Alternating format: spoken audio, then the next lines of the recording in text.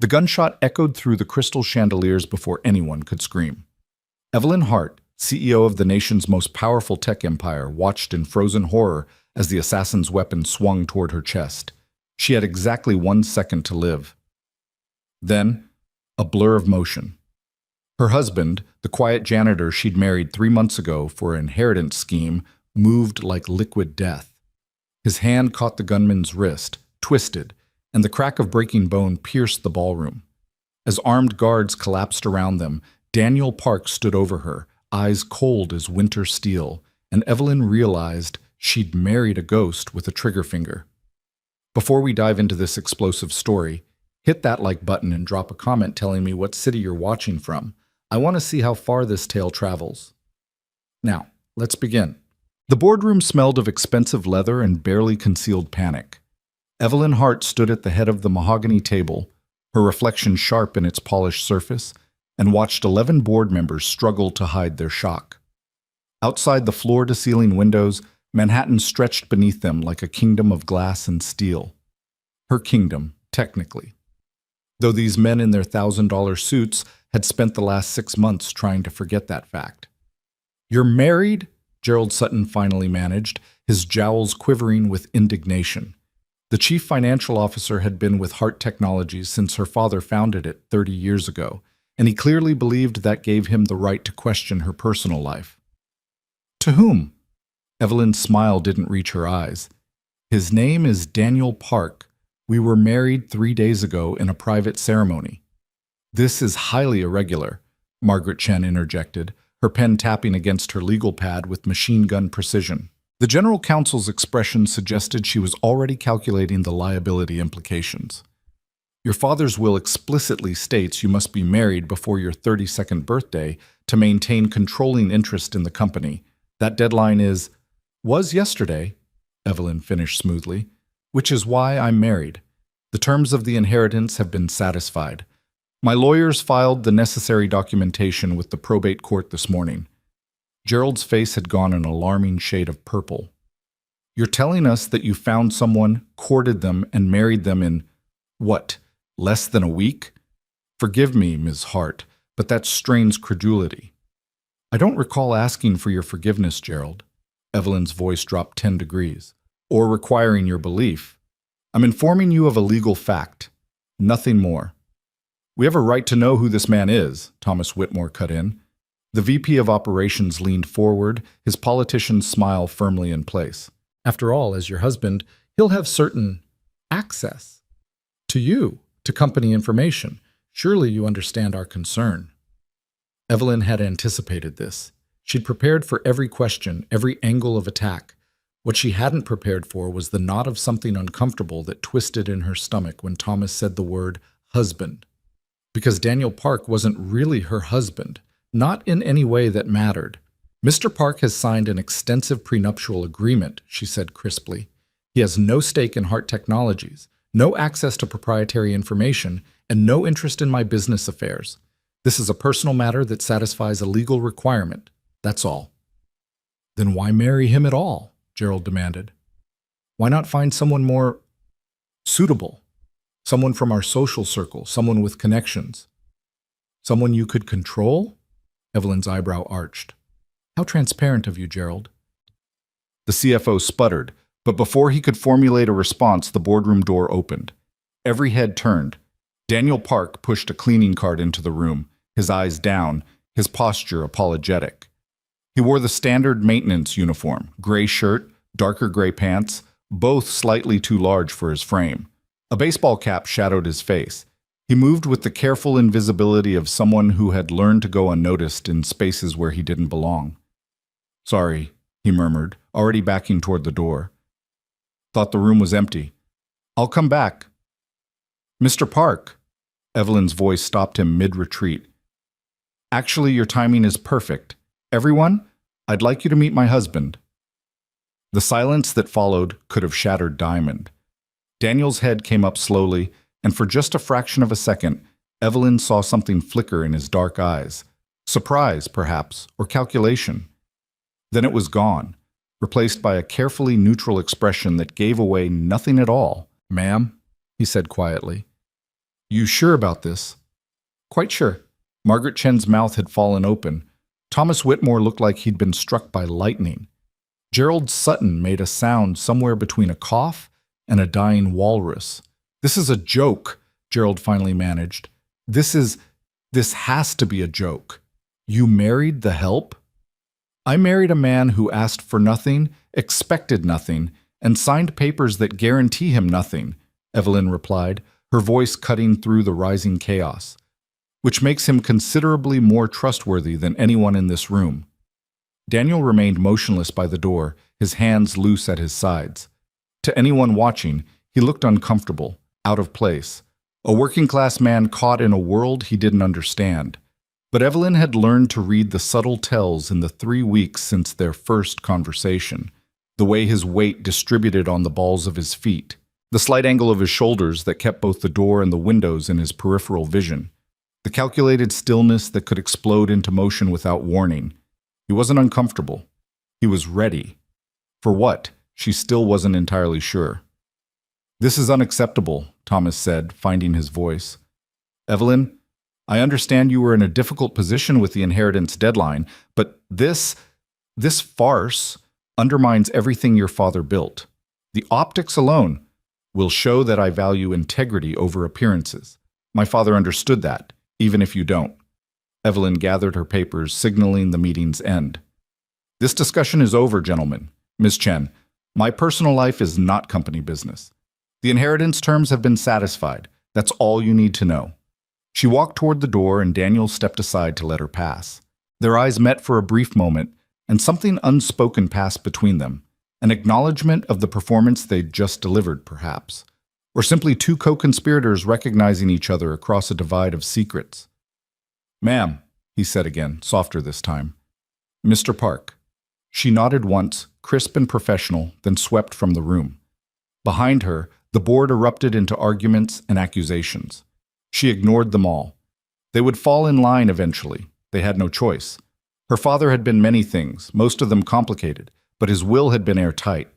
Marry before 32 or lose everything to a foundation that would dismember the company piece by piece. She'd satisfied the terms. That was all that mattered. Even if satisfying them had required proposing marriage to a janitor she'd met exactly twice before their courthouse wedding. 3 weeks earlier, the executive floor was always empty after midnight. Evelyn preferred it that way. No assistants hovering, no board members dropping by with quick questions that ate up hours. Just her, the city lights, and the endless scroll of financial projections that determined whether Hart Technologies survived its next quarter. Her father had built an empire on military contracts and cutting-edge defense systems. Then he died 6 months ago, suddenly and without warning, leaving her with a company she'd spent her whole life preparing to lead and a will that seemed designed to destroy her. Marry before your 32nd birthday, or lose controlling interest. It was medieval, insulting, exactly like something her father would do. She didn't hear the cleaning cart until it was almost beside her desk. Looking up sharply, she found herself facing a man in maintenance gray, his eyes cast down in automatic apology. Sorry, Ms. Hart. Didn't realize you were still here. Clearly. She glanced at the clock, 12:47 a.m. You work late? Night shift. He was already turning away. I can come back at... No, it's fine. Just empty the bins. I'm not here. It was dismissive, the kind of thing she'd said 1,000 times to 100 different people who kept the building running while she fought battles in boardrooms and merger negotiations. She returned to her screens, already forgetting he existed. But something made her look up again a few minutes later. He was still there, methodically wiping down the conference table at the far end of her office. His movements were efficient, practiced, almost military in their precision. And he was watching the financial news on the screen mounted to her wall, not obviously, not obtrusively, but watching nonetheless. You follow the markets? She asked, more from curiosity than any real interest. He glanced at her, surprised she was still talking to him. Sometimes. What do you think of Hart Technologies' Q3 projections? Now he did look surprised. People didn't ask janitors about quarterly earnings reports. But after a long moment, he said, I think you're overextended in Southeast Asia. Currency fluctuations are going to hit harder than your analysts expect. Evelyn's fingers stopped moving on her keyboard. Excuse me? The bot. It's unstable. Your Bangkok facility is vulnerable. He said it like he was commenting on the weather, then went back to cleaning. She stared at him. The Southeast Asian expansion was classified, or as classified as corporate strategy could be. The projections weren't public. The Bangkok facility was barely more than blueprints and NDAs. How do you know about Bangkok? I read. He shrugged. And people leave papers lying around. You'd be surprised what maintenance sees. It was a reasonable explanation. It was also exactly what someone with training in intelligence gathering would say. Evelyn closed her laptop slowly. What's your name? Daniel Park. How long have you worked here, Daniel Park? 8 months. Give or take? 8 months. Right around the time her father's health started declining, right when things at Hart Technologies began to feel off. Nothing she could point to directly, just a sense that pieces were moving on board she couldn't see, that currents were shifting beneath the surface of her carefully controlled world. You seem overqualified for maintenance work, she observed. It pays the bills. His tone discouraged further questions, but Evelyn hadn't built her career by accepting discouragement. What did you do before this? Different things. Nothing interesting. That's not an answer. No, he agreed. It's not. They studied each other across the expanse of her office. He was maybe 35, lean in a way that suggested endurance rather than gym workouts. Asian features, Korean probably, given his name. Dark eyes that gave away nothing except a deep well of control. And underneath the baggy uniform, a stillness that reminded her uncomfortably of soldiers she'd seen at military demonstrations. The kind of men who could switch from perfectly calm to perfectly lethal without any apparent transition. I have a problem, she said abruptly. Most people do. I need to get married in 3 weeks, and I don't have time to find someone I can trust not to destroy my life in the process. Daniel Park went very still. The cloth in his hand stopped moving. When he spoke, his voice was carefully neutral. That's an unusual problem. I have an unusual life. My father's will requires marriage before I turn 32, which happens in exactly 22 days. If I'm not married by then, I lose controlling interest in this company to a board of vultures who will tear it apart for spare parts.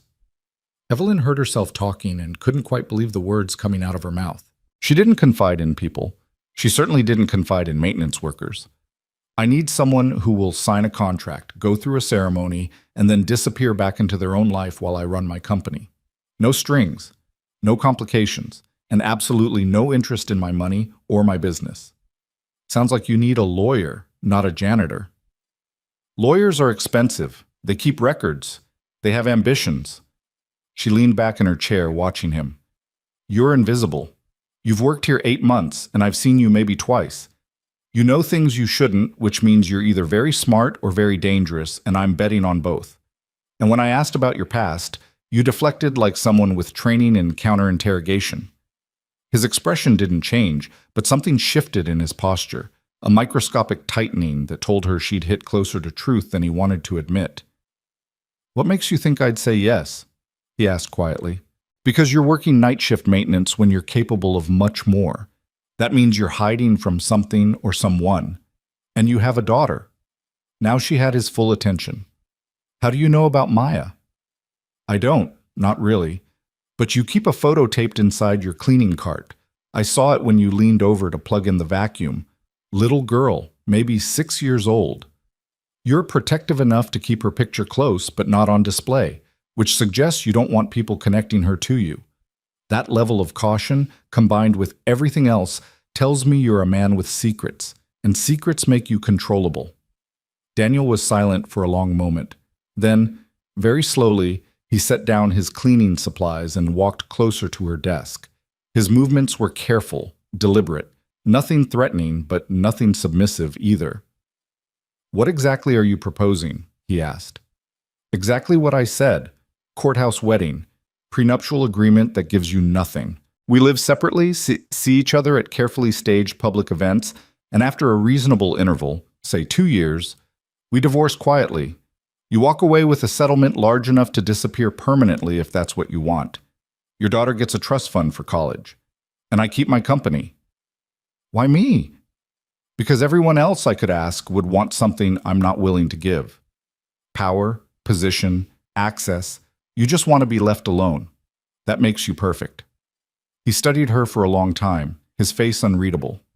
Finally, he said, "You're either very desperate or very stupid." Desperate, Evelyn agreed, but not stupid. Do we have a deal? Daniel glanced at the photo of his daughter, invisible from where Evelyn sat, but clearly occupying his thoughts. When he looked back, something in his eyes had changed. Not softened exactly, but shifted into a different configuration of wariness and calculation. "One condition," he said. "Maya never knows the real reason we got married. As far as she's concerned, this is real." Agreed. "And if anything threatens her, anything at all, the deal's off. I don't care about your company or your inheritance. She comes first." "I wouldn't expect anything less." Evelyn extended her hand across the desk. "Do we have a deal, Mr. Park?" He looked at her hand for a moment, then took it. His grip was firm, controlled, and carried faint calluses that had nothing to do with pushing brooms and emptying trash bins. "We have a deal, Ms. Hart." Neither of them smiled. There was nothing happy about the arrangement they'd just made. Just two people trapped by circumstances, making the best of impossible choices. Evelyn had no way of knowing, in that moment, that she'd just shaken hands with one of the most dangerous men in the world. A ghost who'd spent 15 years hunting enemies in places that didn't exist, executing missions that would never be acknowledged, and building a body count that would have kept her awake at night if she'd known the numbers. All she knew was that she'd found someone to marry who wanted nothing from her except to be left alone. It seemed, at the time, like the perfect solution. Present day, 3 months after the wedding. The penthouse apartment felt like a museum after dark, beautiful, expensive, and utterly lifeless. Evelyn kicked off her heels in the entryway and padded barefoot across marble floors toward the kitchen. It was nearly 11 p.m. She'd been at the office since 6 a.m., wrestling with a contract dispute that threatened to derail their largest government project.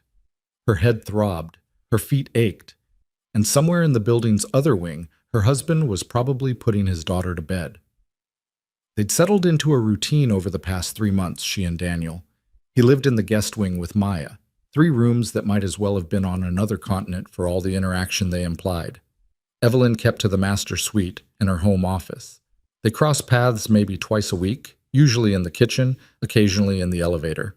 Always polite, always distant, exactly as they'd agreed. She was pouring wine when she heard the soft footsteps behind her. "Maya's asleep," Daniel said quietly. He'd changed out of his work clothes into a dark jeans and a plain t-shirt that somehow emphasized the lean muscle beneath. "She wanted to know if you'd read to her tomorrow night." Evelyn paused mid-pour. "Me? She likes you, thinks you're like a fairy tale princess who runs a castle." The ghost of amusement touched his face. "I tried to explain corporate hierarchies, but she's 6. Everything's magic at 6. I don't know any children's stories. She'll provide the book, you just have to do the voices." It should have been easy to say no. Their arrangement didn't include bonding with his daughter, but something about the way he asked, casual, like it didn't matter, though they both knew it did, made her hesitate. "What time?" she found herself asking. 7:30. "After dinner?" "I'll try to be home by then." Daniel nodded once, then turned to go. But something made Evelyn speak again. "The board meeting today. They're still upset about our marriage." He stopped. "Does that surprise you?" "No, but they're digging into your background. Gerald hired a private investigator." Now he turned fully, and for just a moment, something sharp and cold flashed in his eyes before the careful neutrality returned. "Did he find anything interesting?" "Nothing, which is interesting in itself." Evelyn set down her wine glass. "Most people leave trails, Daniel. Employment records, social media, credit histories. You barely exist on paper before you started working at Hart Technologies. It's like you appeared out of nowhere 8 months ago." Some people prefer privacy. Some people are hiding something. They studied each other across the kitchen's granite expanse. The city glittered behind floor-to-ceiling windows, a million lights, a million stories, none of them true. "Are you asking me a question?" Daniel said finally. "I'm trying to decide if I should be worried." About what? About who you really are. About what happens when Gerald's investigator keeps digging and eventually finds something I should have found before I married you. Daniel moved closer, and despite everything, despite the agreement, the distance, the careful walls they'd built, Evelyn felt her pulse quicken slightly. He stopped on the other side of the kitchen island, close enough that she could see the faint scar above his left eyebrow, the exact shade of dark brown in his eyes. "You want the truth?" he asked quietly. "That would be refreshing. The truth is, there are things in my past I'm not proud of. Things I did for reasons that seemed right at the time. I'm not a threat to you or your company, but I'm also not the simple single father you thought you were hiring for this arrangement." He paused. "If that's a problem, we can end this now. I'll walk away. The prenup holds. No complications." Evelyn's fingers traced the rim of her wine glass. "Why did you say yes? That night in my office, when I made this insane proposal, why did you agree?" "Because I needed to disappear, and being married to a CEO with trust issues seemed like effective cover." His honesty was almost brutal. "And because you offered my daughter a future I couldn't give her on a janitor's salary." "But you're not really a janitor." "No," he admitted. "I'm not." "Then what are you?" The silence stretched between them, heavy with questions neither was quite ready to answer. Finally, Daniel said, "Someone trying to build a different life. That's all you need to know." It wasn't all she needed to know. It wasn't even close. But something in his voice, a kind of weary honesty beneath the evasion, made her nod slowly. "Okay," she said. "For now, that's enough." Relief flickered across his face, quickly hidden. He nodded once and turned to leave. But at the kitchen door, he paused. "Evelyn? The thing with Maya tomorrow night. Thank you." Then he was gone, disappearing back into the apartment's other wing like a ghost fading into shadow. Evelyn stood alone in her perfect kitchen, in her perfect penthouse, in her carefully controlled life, and wondered, not for the first time since their courthouse wedding, exactly what kind of arrangement she'd actually made. Outside, Manhattan glittered and burned, and somewhere in the building's security feeds that she didn't know existed, cameras recorded her every movement while encrypted messages bounced between servers in locations that didn't appear on any map. The game was already in motion. The players were already moving, and neither Evelyn nor Daniel had any idea how many pieces were actually on the board or who was really controlling them. But they would learn, soon. Whether they survived the lesson was still an open question. The next evening, Hart Technologies' executive floor. Thomas Whitmore's office smelled like cigar smoke and ambition. Gerald Sutton stood by the window, watching the city below with the expression of a man plotting something he shouldn't. "The investigator's report came back," Gerald said without preamble. Thomas looked up from his desk. "And?" "Nothing. Park's history goes back exactly 8 months and 17 days, the day he was hired as maintenance staff. Before that, a few scattered employment records, all low-level positions, none lasting more than 6 months. No military service, no criminal record, no social media presence. It's suspicious," Thomas finished. "Professionally suspicious. Like someone went through and scrubbed their past with considerable expertise." Gerald turned from the window, his expression calculating. "I have a contact, former CIA. He owes me a favor. I'm thinking, don't." Thomas's voice cut through the room like a blade. "Not yet." Gerald frowned. "You said you wanted leverage against Evelyn. This marriage is clearly her weak point. If we can prove fraud, prove she arranged it just to satisfy the inheritance terms." "I don't care about the marriage." Thomas leaned back in his chair, fingers steepled beneath his chin. "I care about timing. Right now, we look like bitter board members upset about being outmaneuvered.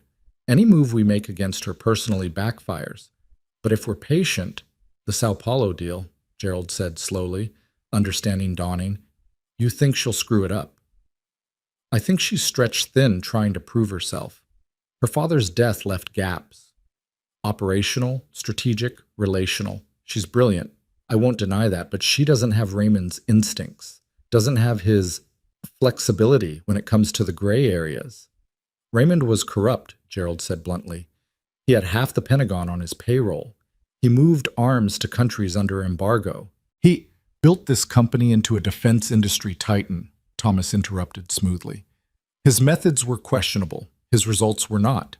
And now his daughter, with her Stanford MBA and her idealistic notions of corporate ethics, is trying to run Hart Technologies like a legitimate business. It's almost charming. Gerald's frown deepened. What exactly are you suggesting? I'm suggesting we let Evelyn be Evelyn. Let her chase transparency and accountability. Let her audit every contract and question every relationship her father built. And when the company starts bleeding money because she can't navigate the realities of our industry, when the board gets nervous and the shareholders start making noise. Thomas smiled coldly. That's when we make our move, not before. And Park? Is irrelevant, a distraction. Though, Thomas pulled out his phone, scrolling through something Gerald couldn't see. I want to know more about the daughter. Maya, isn't it? 6 years old. Mother's not in the picture. Our investigator couldn't find any records of marriage or divorce. Could be Park's not even the biological father. Could be a lot of things, Thomas agreed. But children are vulnerable, useful, if one needs leverage at the right moment.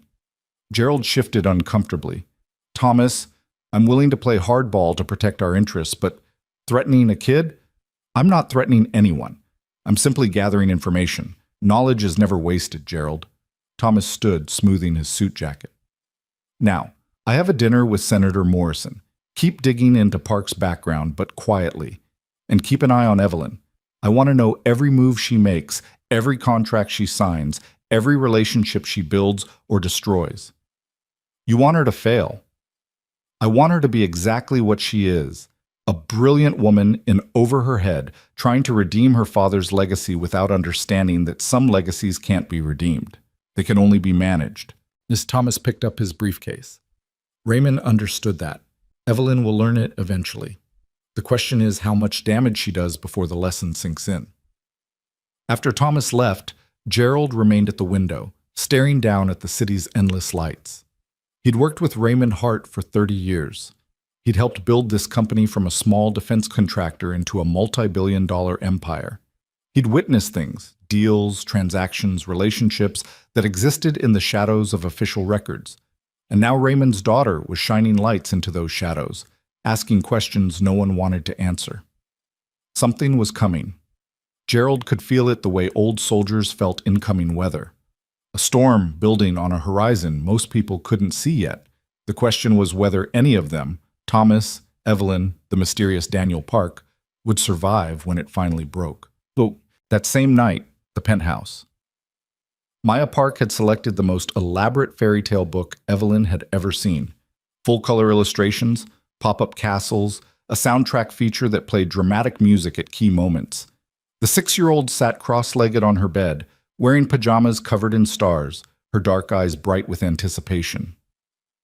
"Daddy said you run a castle," Maya announced as Evelyn settled awkwardly into the chair beside the bed. "Is that true?" "Sort of. Though it's more like a very tall building with computers instead of dragons." "That's disappointing. Dragons are better." Despite herself, Evelyn smiled. "I can't argue with that logic." They'd been reading for about 20 minutes, Evelyn doing her best with the voices, Maya providing enthusiastic editorial comments, when Daniel appeared in the doorway. He leaned against the frame, arms crossed, watching them with an expression Evelyn couldn't quite decipher. "5 more minutes, Maya," he said gently. "Then sleep." "But the princess hasn't defeated the evil wizard yet." "She'll defeat him tomorrow. The wizard isn't going anywhere."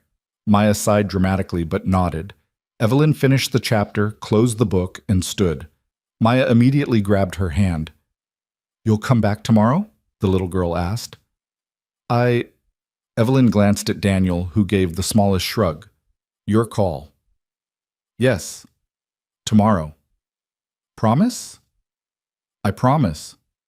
Maya beamed, released her hand, and burrowed under her covers. Daniel moved into the room to tuck her in properly, his movements gentle and practiced. Evelyn found herself watching the transformation, the careful, controlled man she'd married shifting into someone softer, more human. A father putting his daughter to bed. "Love you, Bug," he murmured, kissing Maya's forehead. "Love you, Daddy. Love you, Evelyn." Evelyn froze. The words were automatic, sleepy, innocent, but they hit like a physical blow. She managed some kind of response, then fled into the hallway before the sudden tightness in her chest could manifest as anything visible. Daniel joined her a moment later, pulling Maya's door partially closed. "She gets attached quickly," he said quietly. "If it's too much, it's fine." Evelyn's voice came out sharper than intended. "I made a commitment. I'll keep it." They walked back toward the main part of the apartment in silence. At the junction where his wing split from hers, Daniel stopped. "Thank you," he said, "for tonight, for—" he gestured vaguely, "for being kind to her. She's a good kid. You've done well with her." "I've done my best. It's not always enough." Something in his tone made Evelyn turn back to study him more carefully. In the hallway's dim lighting, he looked tired, not physically, but somewhere deeper, like a man carrying weight no one else could see. "Why did you become a janitor?" she asked suddenly. "With whatever skills you have, whatever training, why take a minimum wage job cleaning offices?" "Because no one looks at janitors," Daniel said simply. "We're invisible. We go anywhere, see everything, and no one thinks we matter enough to be threats." "Threats to what?" He smiled, but there was no humor in it. "That's the question, isn't it?" Before Evelyn could push further, her phone buzzed. She glanced at the screen and felt her stomach drop. "I have to take this." Daniel nodded and disappeared into his wing. Evelyn answered the call. "Ms. Hart?" Her head of security, Michael Chen, sounded tense. "We have a situation. Someone accessed your father's private files from an internal terminal 2 hours ago. Encrypted files we didn't even know existed. The access codes were current, but my father's been dead for 6 months," Evelyn finished, "which means someone either copied his codes or has been sitting on them, waiting for the right moment to use them." "Yes, ma'am. We're trying to trace the terminal location now, but whoever did this knew what they were doing. They bounced the access through 6 different servers before—" "I'll be there in 20 minutes. Evelyn was already moving toward her bedroom, toward her closet, toward the armor of business suits and executive authority. "Lock down the system. No one in or out of those files until I arrive. And Michael? Don't trust anyone in IT. This came from inside." She hung up and stood for a moment in her pristine bedroom, staring at her reflection in the darkened windows. Somewhere in her company, her father's company, someone was stealing secrets that could destroy everything she'd built. And she had no idea who or why or what those secrets might contain. Behind her reflection, in the glass, she could see the faint outline of the corridor leading to Daniel's wing, could see the light still visible under his door. "Someone trying to build a different life," he'd said. "That's all you need to know." But what if she needed to know more? What if the mysterious husband she'd married for convenience was somehow connected to whatever rot her father had left behind? Evelyn shook off the thought. Paranoia wouldn't help. Evidence would. She changed clothes, grabbed her car keys, and headed for the elevator. She never saw Daniel emerge from his room 5 minutes after she left. Never saw him pull out a phone that wasn't connected to any normal network. Never heard the brief, encrypted conversation he had with someone whose name she wouldn't have recognized.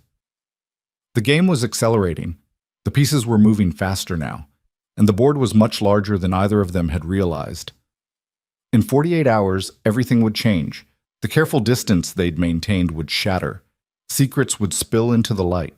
And both Daniel and Evelyn would discover that the arrangement they'd made, the marriage of convenience, the contract built on mutual need and shared evasion, was never what they thought it was. Some forces had been set in motion before they ever met. Some traps had been laid before they knew they were players in the game, and some truths, once revealed, couldn't be hidden again. The Hart Technologies server room hummed with the white noise of 1,000 machines processing 1 billion calculations per second. Evelyn stood in the center of it all, watching Michael Chen's team trace digital footprints that shouldn't exist. "Here." Michael pointed to a cascade of code on his screen. The access originated from Terminal 47B. That's in the sub-basement maintenance area. Maintenance? Evelyn felt something cold slide down her spine. "Show me the security footage." The video quality was grainy but clear enough. At 9:47 p.m., a figure in gray maintenance coveralls entered the restricted area, used a keycard that registered as belonging to a supervisor who'd been dead for 3 months, and sat at the terminal for exactly 18 minutes. The camera angle never caught the person's face, almost as if they knew precisely where the blind spots were. "Can we enhance the image?" Evelyn asked. "Already tried. Whoever this is, they're good. Never looked up, kept their face shadowed." Michael paused the footage on a frame that showed the intruder's hands on the keyboard. "But look here, the typing pattern. That's not Hunt and Peck. That's someone with serious technical training." "What files did they access?" Michael's expression darkened. "Your father's personal archives, specifically a directory labeled Ghost Protocol. We didn't even know it existed until the access triggered our new security algorithms. The encryption is military grade. We can't open it without codes that died with your father." "Or didn't die with him." Evelyn stared at the frozen image of those hands, steady, efficient, dangerous. "If someone has his codes, they've had them for months. Why use them now? Why risk exposure?" "Because something in those files is worth the risk," came a voice from behind them. Evelyn spun around. Daniel stood in the doorway of the server room, still wearing the jeans and t-shirt from earlier, his expression unreadable. "Mr. Park," Michael said stiffly. The head of security clearly didn't appreciate unauthorized personnel in restricted areas, husband or not. "This is a secure facility." "I came with Evelyn. She left in a hurry. I wanted to make sure everything was okay." Daniel's eyes moved from the screens to Evelyn to Michael, cataloging details with an efficiency that made her newly suspicious. "What's Ghost Protocol?" "None of your concern," Michael said flatly. "Michael." Evelyn held up a hand. "It's fine. Daniel, Ghost Protocol appears to be some kind of classified project my father was running. We don't know what it contains." "But someone does." Daniel moved closer to the screens, his gaze sharp. "And they needed access badly enough to risk getting caught. That suggests urgency. Either something's about to happen, or they're running out of time to stop something that's already in motion." Michael and Evelyn exchanged glances. The analysis was too quick, too tactical, too much like someone with intelligence training would think. "How do you know that?" Evelyn asked carefully. Daniel seemed to realize he'd said too much.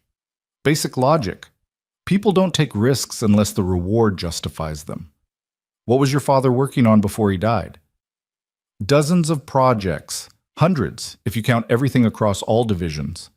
Evelyn moved to another screen, pulling up her father's calendar from his final months. But his personal attention was focused on 3 major contracts: the Sao Paulo defense system, the updated drone guidance technology for the Air Force, and something called Project Sentinel that he never fully briefed me on before he died. "Project Sentinel," Daniel repeated softly. Something flickered in his eyes. Recognition, perhaps, or concern. "What do you know about it?" "Almost nothing. It was compartmentalized even within the company. Only a handful of people had access, and most of them have either retired or resigned since my father's death." She looked at him directly. "Why? Does that name mean something to you?" For a long moment, Daniel didn't answer. Then he said, "I need to make a call." "Excuse me." He walked out before Evelyn could stop him, leaving her and Michael alone in the electronic hum of the server room. "I don't trust him," Michael said bluntly. "There's something wrong about this whole situation. Your sudden marriage, his convenient background, and now he shows up here asking questions about classified projects." "I know." Evelyn's jaw tightened. "But until I have proof he's involved in this, he's still my husband, legally, if not actually, which means we proceed carefully." "With respect, Ms. Hart, careful might not be enough. If your father was involved in something illegal, my father built this company from nothing.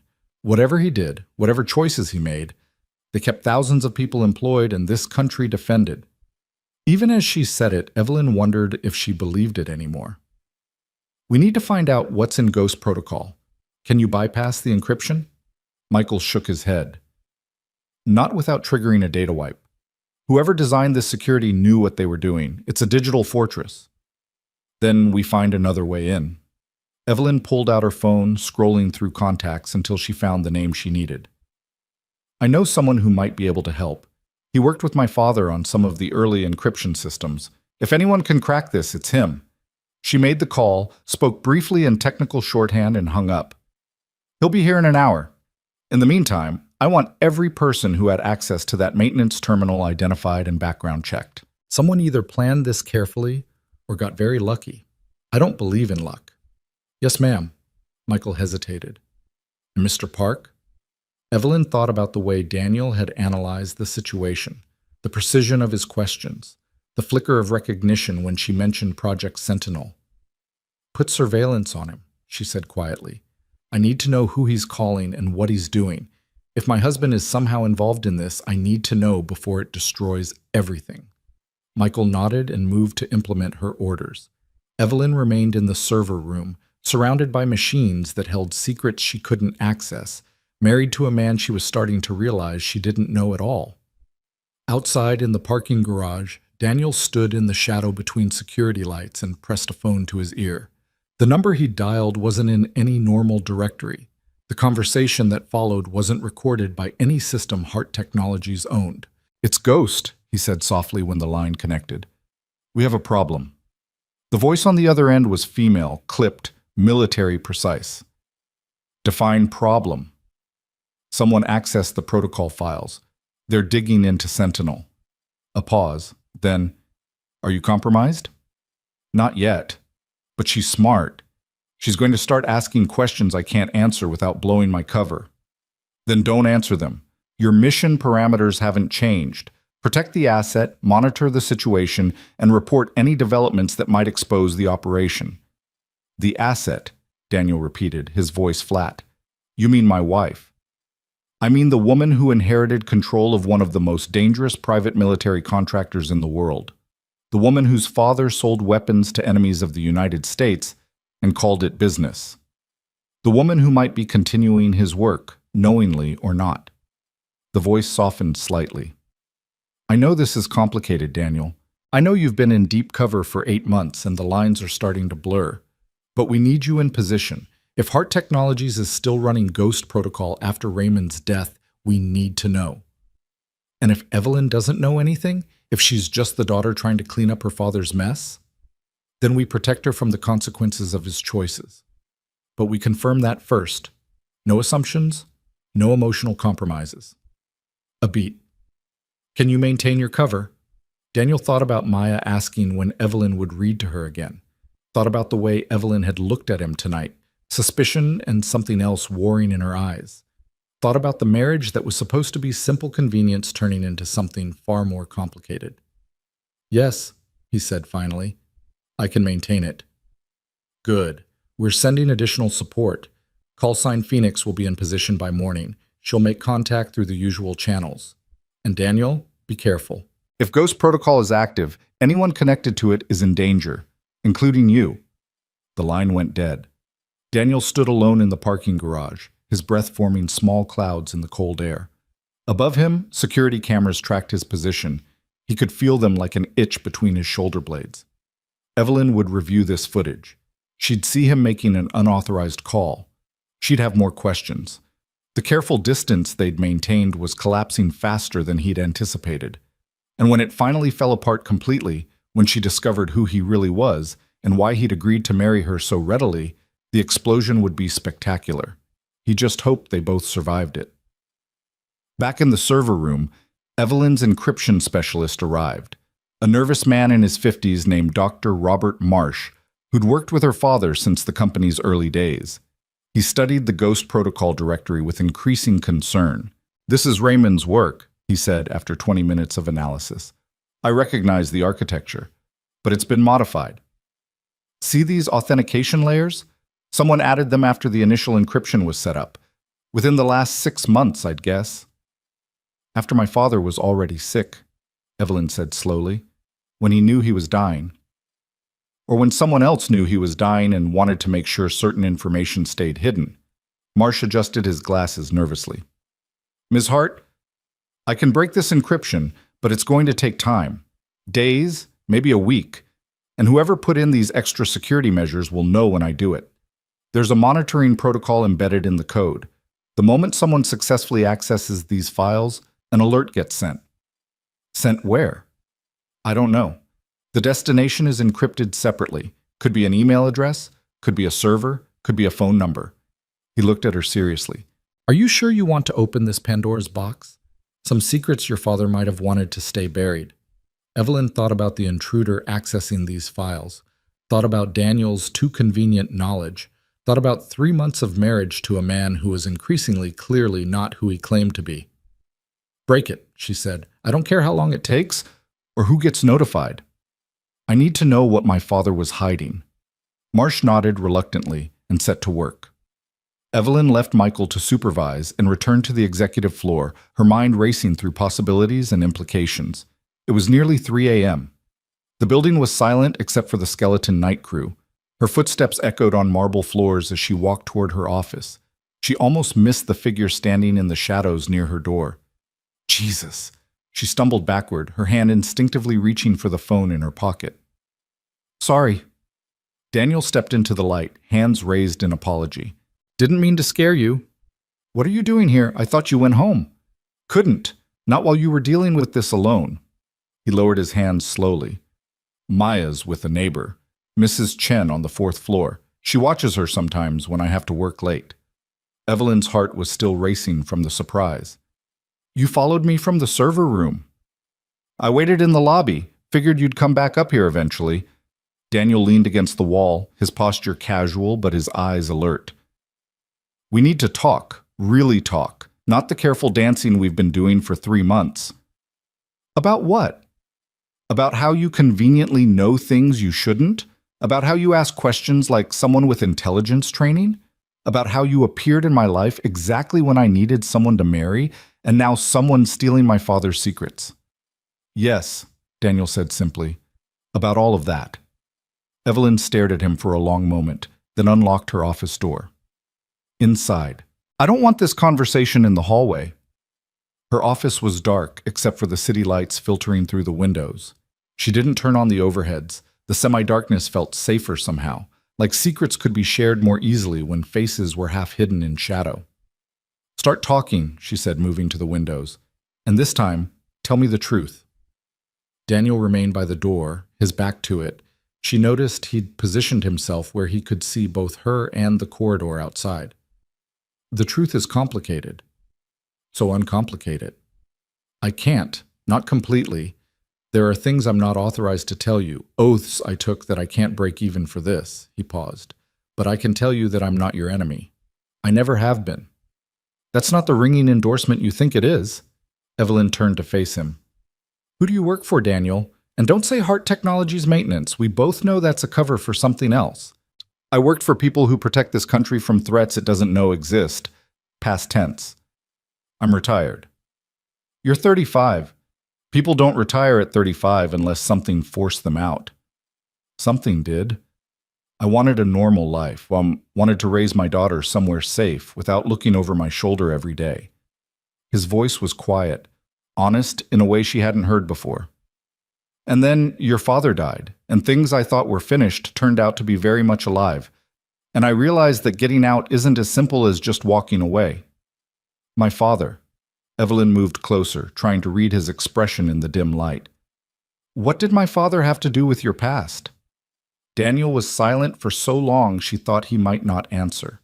Finally, he said, Project Sentinel. I know what it is, or what it was supposed to be. The bottom dropped out of Evelyn's stomach. How?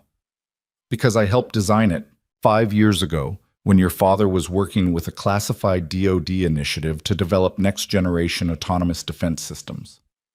It was supposed to be an AI-guided network that could identify and neutralize threats faster than any human operator. But it required massive amounts of data, surveillance data, biometric data, communication intercepts. The kind of information that crosses legal lines and raises constitutional questions. My father was building domestic surveillance systems? Evelyn felt sick. Not exactly.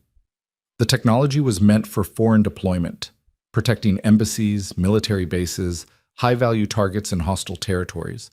But the architecture could be adapted, the AI could learn, and in the wrong hands, or with the wrong parameters.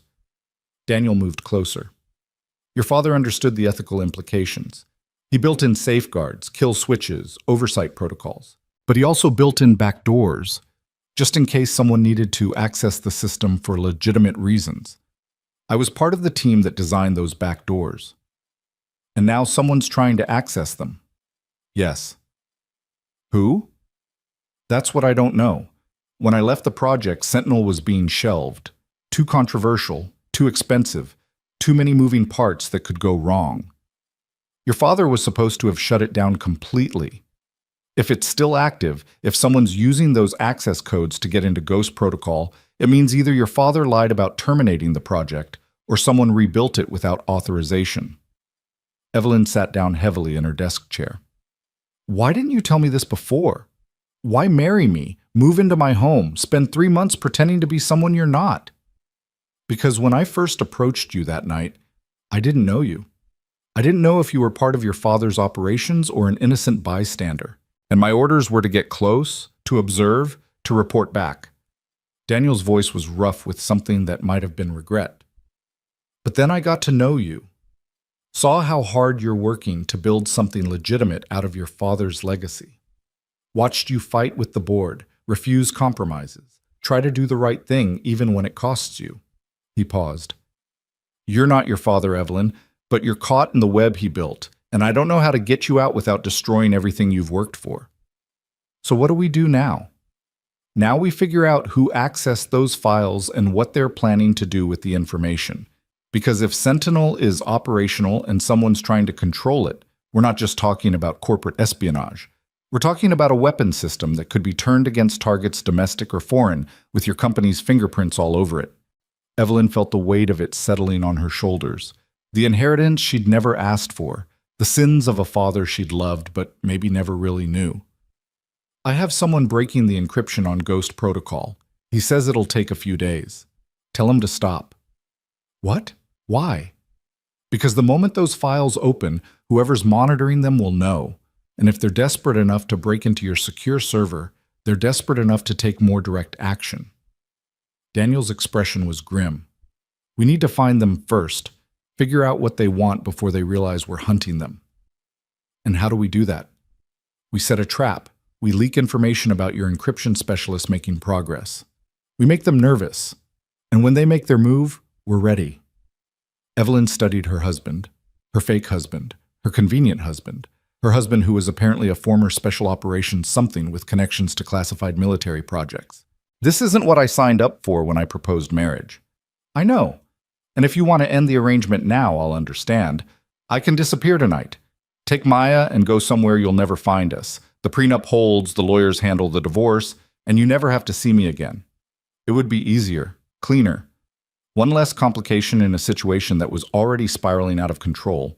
But Evelyn thought about Maya's sleepy voice saying, "Love you, Evelyn," like it was the most natural thing in the world. Thought about Daniel tucking his daughter in with a gentleness that contradicted everything else about him.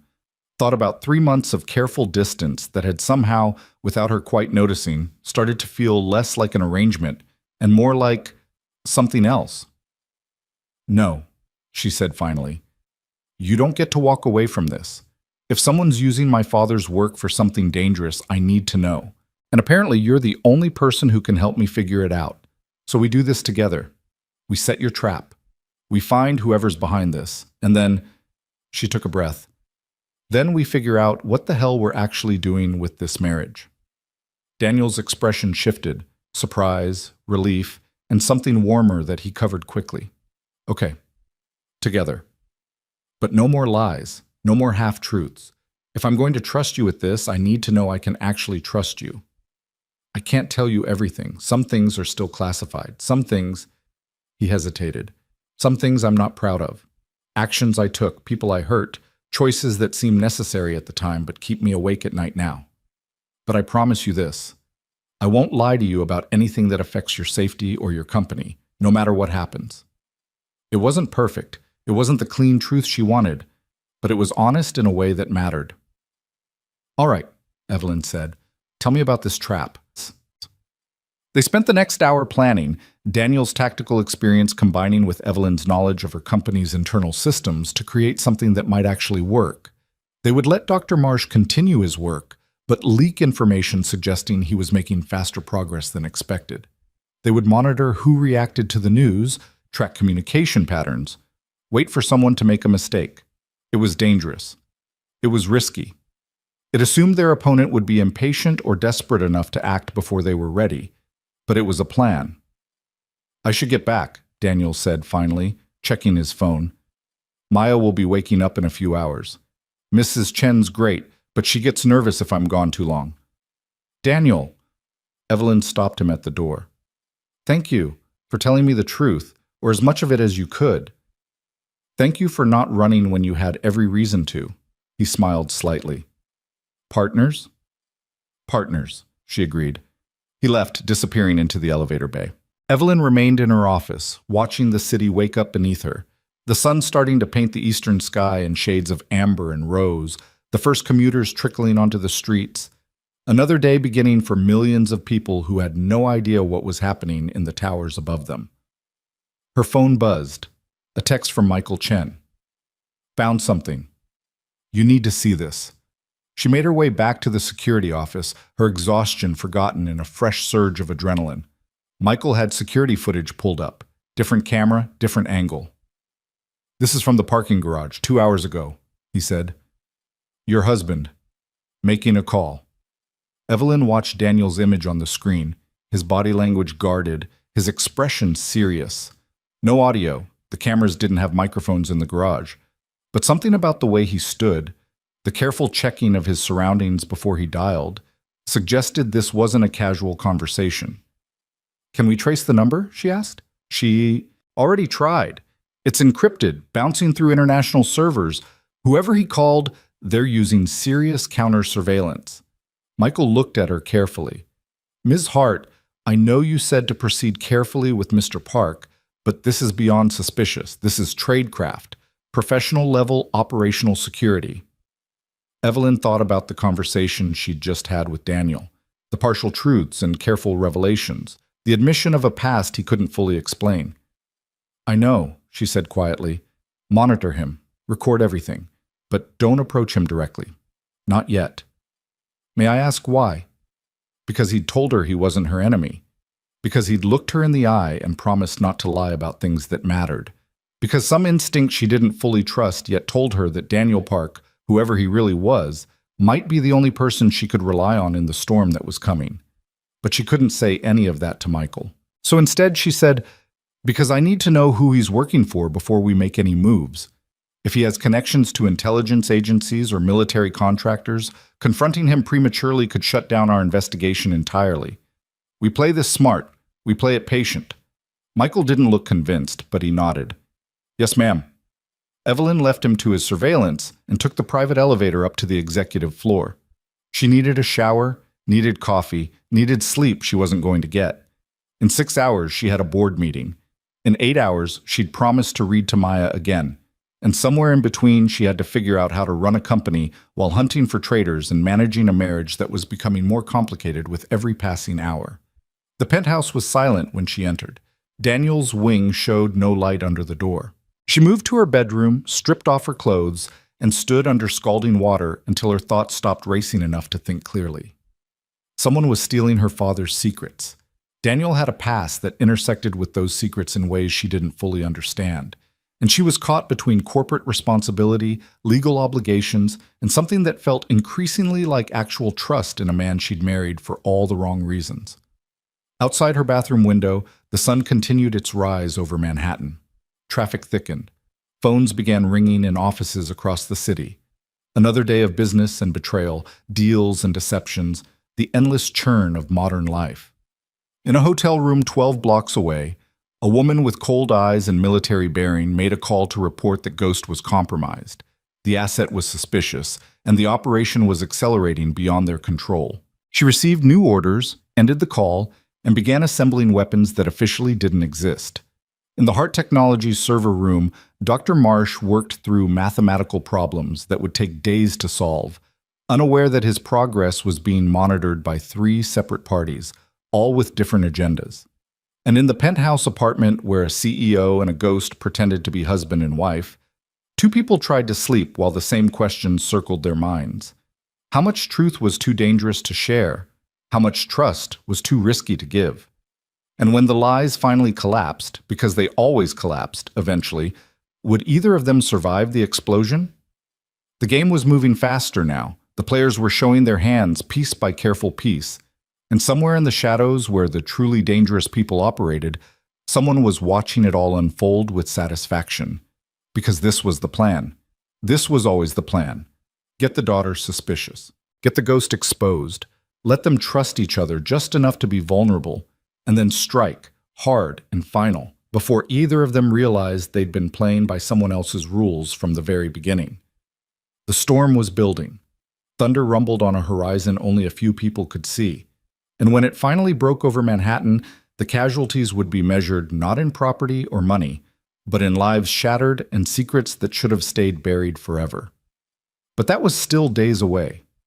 Right now, there was only the illusion of control, the desperate hope that understanding your enemies was enough to defeat them, and the fragile alliance between two people who'd married for convenience and were learning, too late perhaps, that nothing about their arrangement had ever been convenient at all. 3 days of careful surveillance produced nothing but ghosts and dead ends. Whoever had accessed the Ghost Protocol files had gone completely silent, as if they knew they were being watched. Dr. Marsh continued his encryption work while Evelyn attended board meetings and pretended everything was normal. Daniel maintained his cover as the quiet husband who cleaned offices and raised his daughter, all while feeding information to contacts Evelyn wasn't supposed to know about. The charade was exhausting for everyone involved. It was Thursday evening when everything changed. Evelyn had left work early for once, keeping her promise to read to Maya. The little girl had graduated from fairy tales to adventure stories, pirates and treasure maps, and brave heroes who always won in the end. The kind of simple narratives where good and evil were clearly marked and justice always prevailed. Real life, Evelyn was learning, was considerably messier. Komm mit mich. Can we have ice cream after? Maya asked as they finished the chapter. Daddy said only if you said yes. Passing the responsibility to me? That's tactical. Evelyn closed the book. Small bowl, and only if you brush your teeth after. Maya launched herself at Evelyn in a hug that was entirely too trusting, too open. You're the best. I'm going to tell Daddy. She raced out of the room before Evelyn could respond, leaving her alone with the sudden uncomfortable realization that she'd started looking forward to these evening sessions. That Maya's enthusiasm felt less like an obligation and more like something dangerously close to affection. She was getting attached. They both were. And attachment was the one thing their arrangement absolutely couldn't afford. Daniel appeared in the doorway, wiping his hands on a kitchen towel. Ice cream negotiations successful? She drives a hard bargain. Gets that from you, probably. Gets it from her mother, actually. The words were out before Daniel could stop them, and Evelyn saw him tense, realizing he'd opened a door he usually kept firmly closed. You never talk about her, Evelyn said carefully. Maya's mother. No, Daniel agreed. I don't.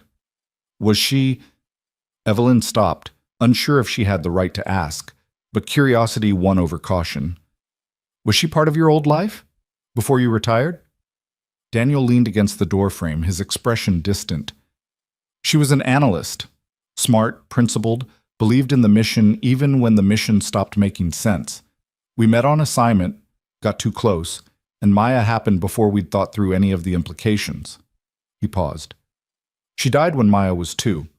Car accident in Brussels that probably wasn't an accident at all. And I realized that the life I'd chosen, the work I did, it destroyed everyone who got close to it, so I got out. I'm sorry. Don't be. You didn't cause it. His eyes refocused on her. But it's why I'm so careful about Maya, why I keep her separated from everything else. She's the only good thing I've managed not to ruin yet. Before Evelyn could respond, her phone buzzed. She glanced at the screen and felt her stomach drop. It's Michael. Emergency. The call connected before she could say hello. Ms. Hart, we have a situation. Someone just tried to physically breach the server room, armed. Our security team engaged, but gunfire crackled through the phone. We need you to stay away from the building. I'm calling NYPD, but whoever these people are, they're professional. Military-grade weapons, coordinated tactics. I'm coming in, Evelyn said, already moving toward her bedroom. No, Ms. Hart, it's not safe. The line went dead. Evelyn stood frozen, her heart hammering. Behind her, Daniel had gone completely still, his entire demeanor shifting in a way that made her skin prickle with sudden awareness. How many? He asked, his voice utterly calm. What? How many attackers? What's the building's security response protocol? Where's your safe room? The questions came rapid fire, delivered with the precision of someone conducting a tactical assessment. This wasn't the careful janitor or the patient father. This was something else entirely. I don't know. Michael didn't... Evelyn's phone lit up with alerts. Building security system, multiple breach points, cameras going offline one by one. They're systematically taking out our surveillance. This is coordinated. They're going for the ghost protocol files. Whatever Dr. Marsh found, they can't let him finish. Daniel was already moving toward his wing. Stay here. Lock the doors. Don't open them for anyone. Where are you going? He paused at the threshold, and when he looked back, his eyes were hard and cold. The eyes of someone who'd seen and done things that left permanent scars. To stop them, before they kill everyone in that building looking for information that shouldn't exist. Daniel, you can't. But he was already gone, disappearing into his room. Evelyn followed, propriety abandoned in the face of crisis, and stopped in the doorway. Daniel's closet was open. Behind the ordinary clothes hung a gear bag she'd never seen before. He was pulling out equipment with practiced efficiency. Body armor, tactical vest, weapons that absolutely shouldn't have been in a civilian residence. He moved like someone who'd done this 1,000 times, every motion economical and purposeful. What are you? Evelyn whispered. Someone who made a promise to protect you. He checked a pistol with the casual expertise of a professional, then looked at her directly. I can explain everything later. Right now, I need you to trust me. Can you do that? Evelyn thought about all the careful distance they'd maintained, all the lies and half-truths and protected secrets. And under it all, a single question that mattered more than anything else. Was Daniel Park, whoever he really was, someone she could trust when everything fell apart? Yes, she said, but I'm coming with you. Absolutely not. It's my company, my responsibility. And I'm not staying here helpless while people die protecting my father's secrets. She moved to her own closet, pulling out the handgun her father had insisted she learn to shoot. I know how to use this. I'm a decent shot. And you'll need someone who knows the building's layout, the security protocols, where the backup systems are. You'll get yourself killed. Then you better make sure I don't. Evelyn checked the weapons magazine, surprised at how steady her hands were. Fear was there, cold and sharp. But under it was something harder. Anger. Determination. The realization that she was tired of being protected from the consequences of choices other people had made. Daniel studied her for a long moment. Then with visible reluctance, he nodded. Stay behind me. Do exactly what I say, when I say it. And if I tell you to run, you run. No arguments, no hesitation. Agreed? Agreed. Maya is with Mrs. Chen. She's safe. Evelyn was already moving toward the door. We need to go. Now. They took the private elevator down to the garage, Daniel checking his phone and reading information from sources Evelyn couldn't identify. 3 teams, maybe 4. They hit the building 8 minutes ago. NYPD response time is another 6 minutes minimum. Security's being overrun on floors 12 through 15. The server room is on 14, Evelyn said. Dr. Marsh was working late. Then that's where we're going. The elevator opened into the parking garage. Daniel moved out first, weapon raised, scanning for threats with the fluid efficiency of someone who'd done this in places far more dangerous than Manhattan parking structures. Clear. Your car or mine? Mine. Armored. My father was paranoid. Your father was smart. They made it to Hart Technologies in 11 minutes, running red lights and driving like the city was a war zone. Maybe it was. The building's lobby was chaos when they arrived. Security personnel taking cover behind marble columns, return fire coming from the upper floors, civilians evacuating in panicked streams. Daniel caught the arm of a security guard Evelyn recognized. Martinez, situation report. Martinez stared at the weapons in Daniel's hands with obvious shock. Who the hell are you? Someone who's going to help. Talk. Something in Daniel's tone cut through Martinez's confusion. 4 hostiles, maybe more. They came in through the delivery entrance with forged credentials, started shooting when security tried to verify.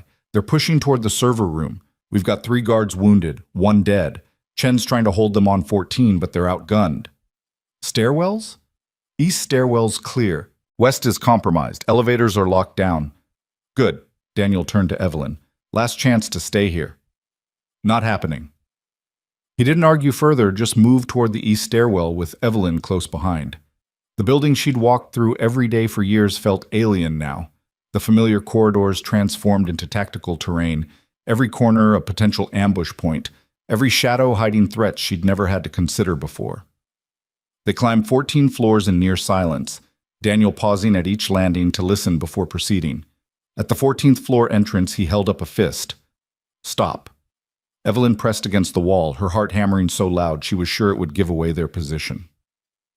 Voices filtered through the door, 2 men, speaking in clipped professional tones. Southwest corner. Marsh is holed up in the secondary server room. He's got the encryption keys on a portable drive. We secure that, we extract, mission complete. What about witnesses? Sanitize as we go, no loose ends. Evelyn felt ice slide through her veins. They were going to kill Dr. Marsh, kill anyone who got in their way. And she'd brought him into this, asked him to break her father's encryption, made him a target without understanding the stakes. Daniel looked at her, his expression grim. He held up 3 fingers, then 2, then 1. The door exploded inward as he kicked it open, his weapon already tracking targets. The 2 men in the corridor barely had time to react before Daniel was on them. Not shooting, not yet, but moving with a precision that turned violence into something almost artistic. 1 man went down with a strike to the throat. The second tried to bring his rifle up, but Daniel was already inside his guard, redirecting the weapon and delivering a blow that sent the attacker crumpling. It was over in seconds. Evelyn stood frozen, her weapon half raised, watching the man she'd married move like controlled death through space that should have been impossible to navigate that fast. Clear, Daniel said quietly, already moving forward. Stay close. They found Michael Chen and 2 other guards barricaded behind an overturned desk near the server room entrance. Michael's left arm hung useless, blood soaking through a makeshift bandage. When he saw Daniel, his expression cycled through shock, confusion, and dawning realization. You're not maintenance, he said flatly. No, Daniel agreed. I'm not.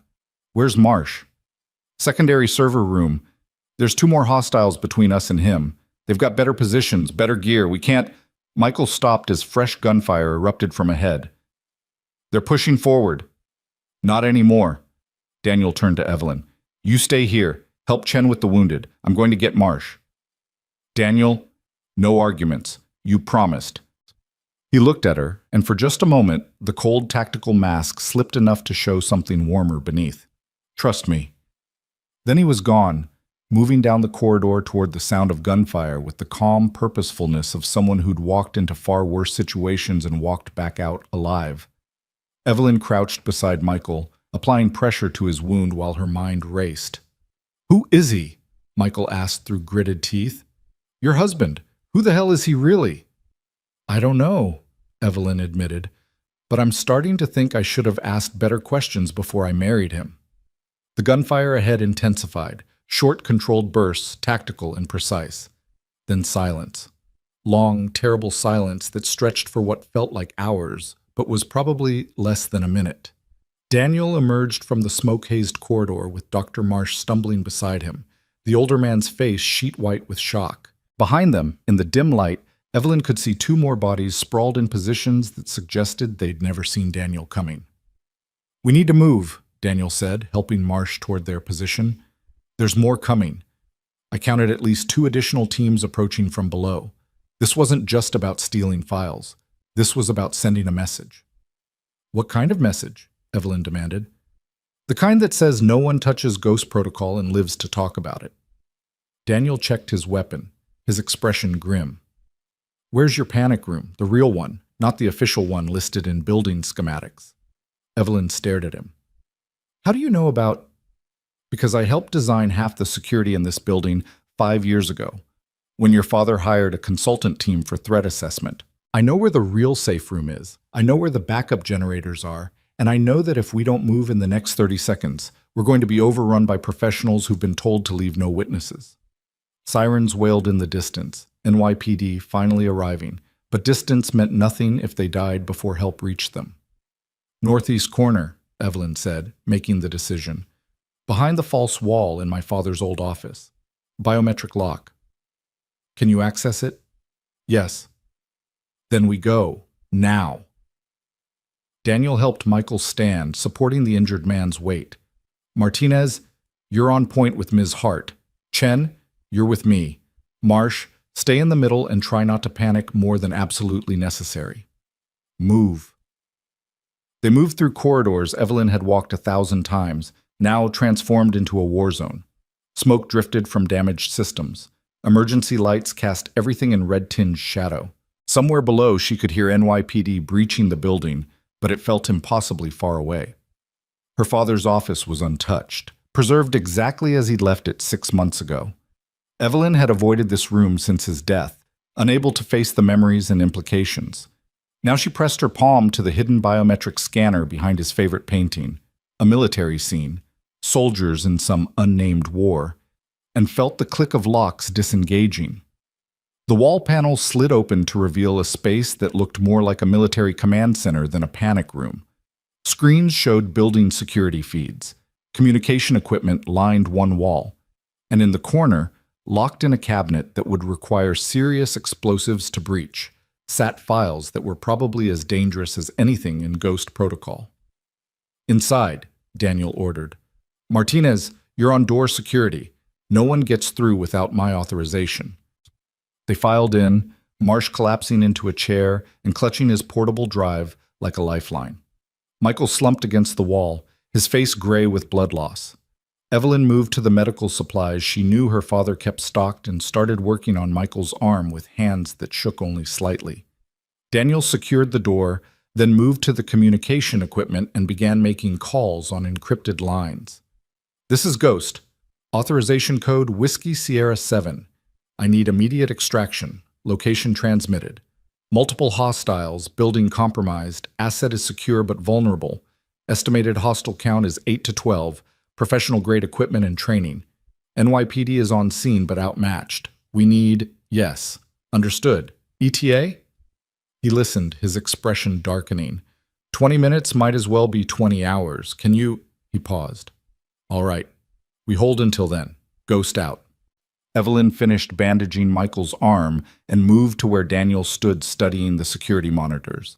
Outside their shelter, she could see figures moving through corridors. Not NYPD, not her security team, but the attackers, searching methodically floor by floor. Who did you call? She asked quietly. People who owe me favors. Daniel pointed to one of the monitors. They're being thorough, checking every room, every possible hiding spot. Eventually, they'll find this room. Can we hold them off? For a while. This room was designed to withstand prolonged assault, but those people out there know what they're doing. They're not random mercenaries. They're trained operators, probably former military, definitely experienced in breach tactics. He looked at her directly, which means whoever sent them has serious resources and isn't afraid to use them. My father, Evelyn said softly. This goes back to him, doesn't it? To whatever he built, whatever deals he made. Yes, Project Sentinel, among other things. Daniel pulled up files on one of the computers, documents Evelyn had never seen, technical specifications that made her stomach turn. Your father didn't just build defense systems, Evelyn. He built control systems, technology that could monitor, track, and eliminate targets anywhere in the world with minimal human oversight. And he sold access to that technology to anyone willing to pay enough, regardless of their intentions or affiliations. You're saying my father was a traitor. I'm saying your father was a businessman who stopped seeing people as people and started seeing them as assets to be managed or threats to be eliminated. And when you think like that long enough, the lines blur. Patriotism becomes negotiable. Ethics become obstacles. Daniel's voice was flat, matter of fact. I know because I worked for him, because I helped build parts of Sentinel before I understood what it would become. And when I finally saw the full picture, when I realized what we'd created, I tried to shut it down. Is that why you left? Why you retired? I left because people started dying, good people, who were asking the same questions I was asking, Car accidents, muggings gone wrong, heart attacks in men who were perfectly healthy a week before. He gestured at the screens showing the attackers outside. This is what happens when you threaten something worth billions of dollars and the security of people powerful enough to make entire agencies look the other way. Evelyn felt the room tilt slightly. My father had people killed. Your father protected his interests, so did his partners, his clients, his investors. And now you've inherited that whole nightmare, whether you wanted it or not. Why didn't you tell me this before? The anger in her voice surprised her. Why marry me, move into my home, let me trust you, if you knew? Because I needed to know if you were complicit or innocent, if you were continuing his work or trying to build something different. Daniel turned to face her fully. And because somewhere in the middle of watching you fight with your board and stay up until 3 a.m. trying to fix contracts your father poisoned and read bedtime stories to my daughter, like it actually matters, I realized you're nothing like him. You're trying to build something legitimate out of a foundation soaked in blood. And that matters. The admission hung between them, raw and honest. Before Evelyn could respond, Dr. Marsh spoke up from his corner. I broke the encryption. About an hour before they attacked. I was about to call you when they breached the building. Every head turned toward him. He held up the portable drive with trembling hands. Ghost Protocol isn't a project. It's a client list. Everyone your father sold Sentinel technology to, every organization that's using his systems right now, every government official who took money to look the other way. It's comprehensive, detailed, and absolutely damning. How damning? Evelyn asked. Pentagon officials, senators, foreign intelligence services, private military contractors operating in places the U.S. officially doesn't go. And transactions, money moving through accounts that shouldn't exist, payments for operations that never happened. Marsh's voice shook. If this goes public, it won't just destroy Hart Technologies. It'll trigger investigations that reach into the highest levels of government. People will go to prison. Others will probably die trying to make sure that doesn't happen. Daniel swore softly. That's why they're here. Not just to get the files, but to eliminate everyone who's seen them. Then we destroy the drive, Evelyn said. Right now, we can't. Marsh looked miserable. I sent a backup to secure cloud storage before they breached. Thought I was being careful. If they kill me, if they get this drive, the backup triggers automatically in 72 hours and releases everything to major news organizations worldwide. A dead man's switch, Daniel said flatly. You built a dead man's switch. I thought it would protect me. I didn't know they'd... Marsh broke off as explosions echoed from somewhere outside their safe room. What was that? Daniel checked the monitors and his expression went cold. They're breaching the outer security doors, professional grade charges. They'll have this room open in under 10 minutes. What about your people? Your extraction? 15 minutes out, maybe less if they're pushing hard. Daniel pulled weapons from the room's emergency cabinet, checking ammunition with practiced efficiency. We hold here. Martinez, Chen, if you can manage it, you take positions by the door. First person through gets put down hard. Second and third will be more cautious. That's when I move. You can't take them all, Evelyn protested. No, Daniel agreed, but I can slow them down long enough for backup to arrive. Maybe. Daniel. He crossed to her in 2 strides, his hands finding her shoulders. Listen to me. When the door breaches, you get behind the communication equipment. It's reinforced. You stay low, you stay quiet, and you survive. Understood? You're talking like you're not going to... I'm talking like a soldier who knows the odds and plans accordingly. His grip tightened slightly. Maya is with Mrs. Chen. If something happens to me, there's a safety deposit box at Chase Manhattan, downtown branch. Key is taped behind the family photo in my apartment. Everything she'll need is in there. Money, documents, contacts who can help. You're not dying today. Probably not. But if I do, I need to know she'll be taken care of. His eyes searched hers. Promise me. Evelyn felt something crack open in her chest. The careful distance they'd maintained shattering completely in the face of Daniel's stark honesty. I promise. But you're not dying, because I just figured out that I actually give a damn about this marriage being real, and I'm not letting you disappear before we figure out what that means. Daniel's expression shifted. Surprise, warmth, and something that might have been hope flickering across his features before another explosion rocked the room. The outer door was failing. Smoke seeped through cracks in the reinforced structure. "Positions," Daniel said quietly, the moment breaking as quickly as it had formed. "They're coming." Martinez and Michael took cover behind equipment that wouldn't save them if the attackers came in hard. Marsh clutched his portable drive and pressed himself into the corner. Evelyn moved to where Daniel had indicated, her weapon ready even though she knew she was hopelessly outmatched if it came to actual combat. The final explosion was deafening. The door buckled, smoke and fire washing through the opening. Daniel moved before the debris settled, his weapon tracking targets Evelyn couldn't even see through the chaos. Gunfire erupted, sharp, controlled bursts that spoke of training and experience. Someone screamed, bodies fell. Daniel moved like liquid shadow through the smoke, each shot precise and economical. But there were too many. For every attacker that went down, another pushed forward. They were being overrun despite Daniel's tactical excellence. Then something changed. New gunfire, different sound, different cadence.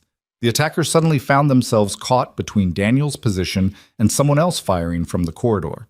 Evelyn heard someone shout tactical orders in clipped military speak, and the assault faltered, then broke completely. When the smoke cleared, Daniel stood in the ruined doorway, his weapon still raised, facing a woman in tactical gear who matched him move for move in a frozen standoff. "Stand down, Ghost," the woman said, her voice cool and professional. "We're friendlies." "Prove it." She lowered her weapon fractionally and pulled something from her vest. A badge, official and legitimate. "Call sign Phoenix, sent by Colonel Ashford. You requested extraction 15 minutes ago. We're here." Daniel lowered his weapon slowly, tension draining from his shoulders. "Took you long enough." Traffic was hell. Phoenix looked past him to where Evelyn stood, taking in the scene with quick assessment. "This the asset?" "She's not an asset, she's my wife." Daniel's voice carried an edge of warning. "And she doesn't leave my sight. That's non-negotiable." Phoenix's eyebrow raised slightly. "Seems like the lines got blurry, Ghost. That could be a problem." "Then it's my problem to manage." Daniel turned to Evelyn. "Phoenix and her team are going to secure this location. We're getting out before whoever's left of the assault team regroups." Evelyn looked at the bodies scattered in the corridor, the destruction, the blood. Then she looked at Daniel, the man she'd married on a whim, who'd just fought through a building full of killers to protect her and the secrets her father left behind. "Who are you?" she asked for the second time that night. Daniel met her eyes, and in them she saw exhaustion, regret, and something like resignation. "Former Special Operations Commander Daniel Park, retired from a unit you've never heard of that handles problems the government can't officially acknowledge. I spent 15 years hunting threats in places that don't exist, eliminating targets who'd never see trial. I was the best at what I did, and what I did has more blood on it than I'll ever wash away. The truth, finally, complete and unvarnished." "And now?" Evelyn asked softly. "Now I'm just a man trying to protect the people he cares about, starting with you." Daniel extended his hand. "Come on. We need to move before this gets worse." Evelyn took his hand, felt the calluses and strength and steadiness of it, and let him lead her out of the shattered safe room into whatever came next. Behind them, Phoenix directed her team through cleanup operations with military efficiency. The building would be secured. The bodies would disappear. Official reports would tell whatever story needed to be told to keep the truth buried. But the truth had a way of surfacing anyway. And as Daniel and Evelyn emerged into the Manhattan night, police lights painting everything in alternating colors of red and blue, both of them knew the same thing without having to say it aloud. The mask had fallen. The lies were over. And whatever happened next would be built on the foundation of who they actually were, not who they'd pretended to be for 3 months of careful distance. The question was whether that foundation could bear the weight of everything that was still coming, the enemies still circling, the secrets still hiding in Ghost Protocol files, and the increasingly real feelings developing between two people who'd started this as nothing but a convenient arrangement. The storm had broken.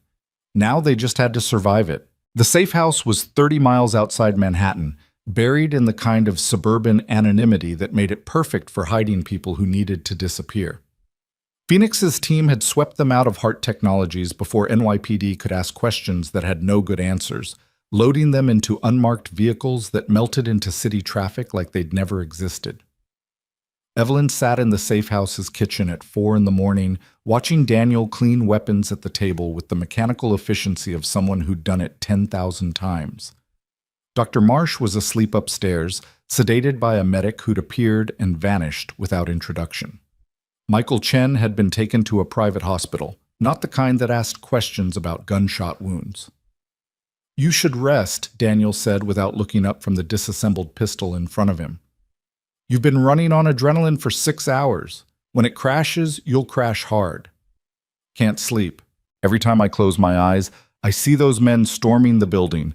See you moving through them like—" She stopped, unsure how to finish the sentence. "Like a killer?" Daniel's voice was flat. "That's what I was trained to be. What I was very good at being." "That's not what I was going to say." Evelyn wrapped her hands around a coffee mug that had gone cold an hour ago. "I was going to say, like someone who'd done it so many times, it was muscle memory. And that's almost more frightening than the violence itself." Daniel finally looked up, his dark eyes unreadable. "You want me to apologize for keeping you alive? I want you to help me understand who I actually married, because the man I proposed to 3 months ago doesn't exist, does he? That was just a cover, a role you were playing." "Yes and no." Daniel set down the gun parts and leaned back in his chair. "The cover was real enough. I really am a single father trying to give my daughter a normal life. I really do want to stay invisible and avoid the kind of attention that gets people killed. But you're right that I wasn't being completely honest about why I needed those things. So be honest now. All of it. No more operational security or classified restrictions. If we're going to survive what's coming, I need to know exactly who I'm dealing with." Daniel was silent for a long moment, his fingers drumming on the table in a rhythm that might have been nervous energy or tactical calculation. Finally, he began to speak, his voice low and measured. "I joined the military at 18, Special Forces at 22. By 25, I was being recruited for a unit that doesn't have an official name or designation. We handled situations where plausible deniability was more important than success metrics, targeted eliminations, intelligence gathering in hostile territories, operations that would start wars if they ever came to light." He paused. "I was good at it. Too good. I could get into places no one else could reach, eliminate targets no one else could touch, and disappear before anyone knew I'd been there. They called me Ghost because that's what I was. A phantom that enemy combatants whispered about but could never prove existed." Evelyn felt cold despite the safe house's heating. "How many people did you kill?" "I stopped counting after 50. By the time I retired, the number was well into triple digits." He said it without inflection, but she could see the weight of it in his posture. Most of them were legitimate threats. Terrorists planning attacks, arms dealers selling weapons to groups that would use them on civilians, but some, his jaw tightened. Some were targets I was told were threats, but later turned out to be inconvenient witnesses or political obstacles. By the time I figured that out, I'd already pulled the trigger. That's when you tried to get out. That's when I started asking questions I wasn't supposed to ask. And one of those questions led me to your father's company, to Project Sentinel and the technology he was building. I was assigned to provide security consultation, but really I was there to assess whether Hart Technologies was a threat to national security or a valuable asset worth protecting." "And what did you conclude?" Daniel's smile was bitter. "I concluded that your father was a genius who'd created something so dangerous that multiple governments wanted it, and none of them could be trusted with it. The AI surveillance systems, the autonomous targeting protocols, the global reach, put together, Sentinel was basically a god machine that could track, analyze, and eliminate any target anywhere in the world. And your father was selling access to the highest bidder. So you tried to shut it down. I tried to report it through proper channels, filed classified reports with my commanding officers, went up the chain of command as far as I could go." Daniel's expression hardened. "And then people started dying. My unit commander, 2 analysts who'd helped me compile evidence, a congressional staffer who was asking questions about Hart Technologies contracts, all of them, officially, accidents or natural causes. But I knew better. You realized the operation went higher than you thought. I realized that Project Sentinel had protection at levels I couldn't reach, Pentagon, State Department, maybe higher, and that anyone who threatened it would be eliminated, regardless of their service record or clearances. He met her eyes. That included me. So I did what I do best. I disappeared, changed my identity, buried my past, and became exactly the kind of invisible nobody that my former employers wouldn't waste resources hunting. A single father working maintenance, someone too ordinary to be worth a second look. Until my father died and things started moving again. Until your father died and I got a call from my old commanding officer, Colonel Ashford. She told me that Hart Technologies was still running operations connected to Sentinel, that your father's death might not have been natural, and that if the wrong people got control of the company, we were looking at a weapons system in the hands of people with no oversight and no accountability. Evelyn felt the pieces clicking together with horrible clarity. She asked you to get close to me, to watch me, to figure out if I was part of it or just a convenient inheritor. Yes, and when you came to me with that marriage proposal, Daniel shook his head. I thought it was the perfect opportunity. I could get inside your life, monitor your activities, report back on whether you were continuing your father's work or trying to build something different. It was supposed to be simple surveillance. In and out, minimal emotional involvement, clean exit when the job was done. But it wasn't simple. No, the word came out rough, because you turned out to be exactly what you appeared to be. Someone trying to do the right thing in a situation you didn't fully understand. And Maya, his voice softened.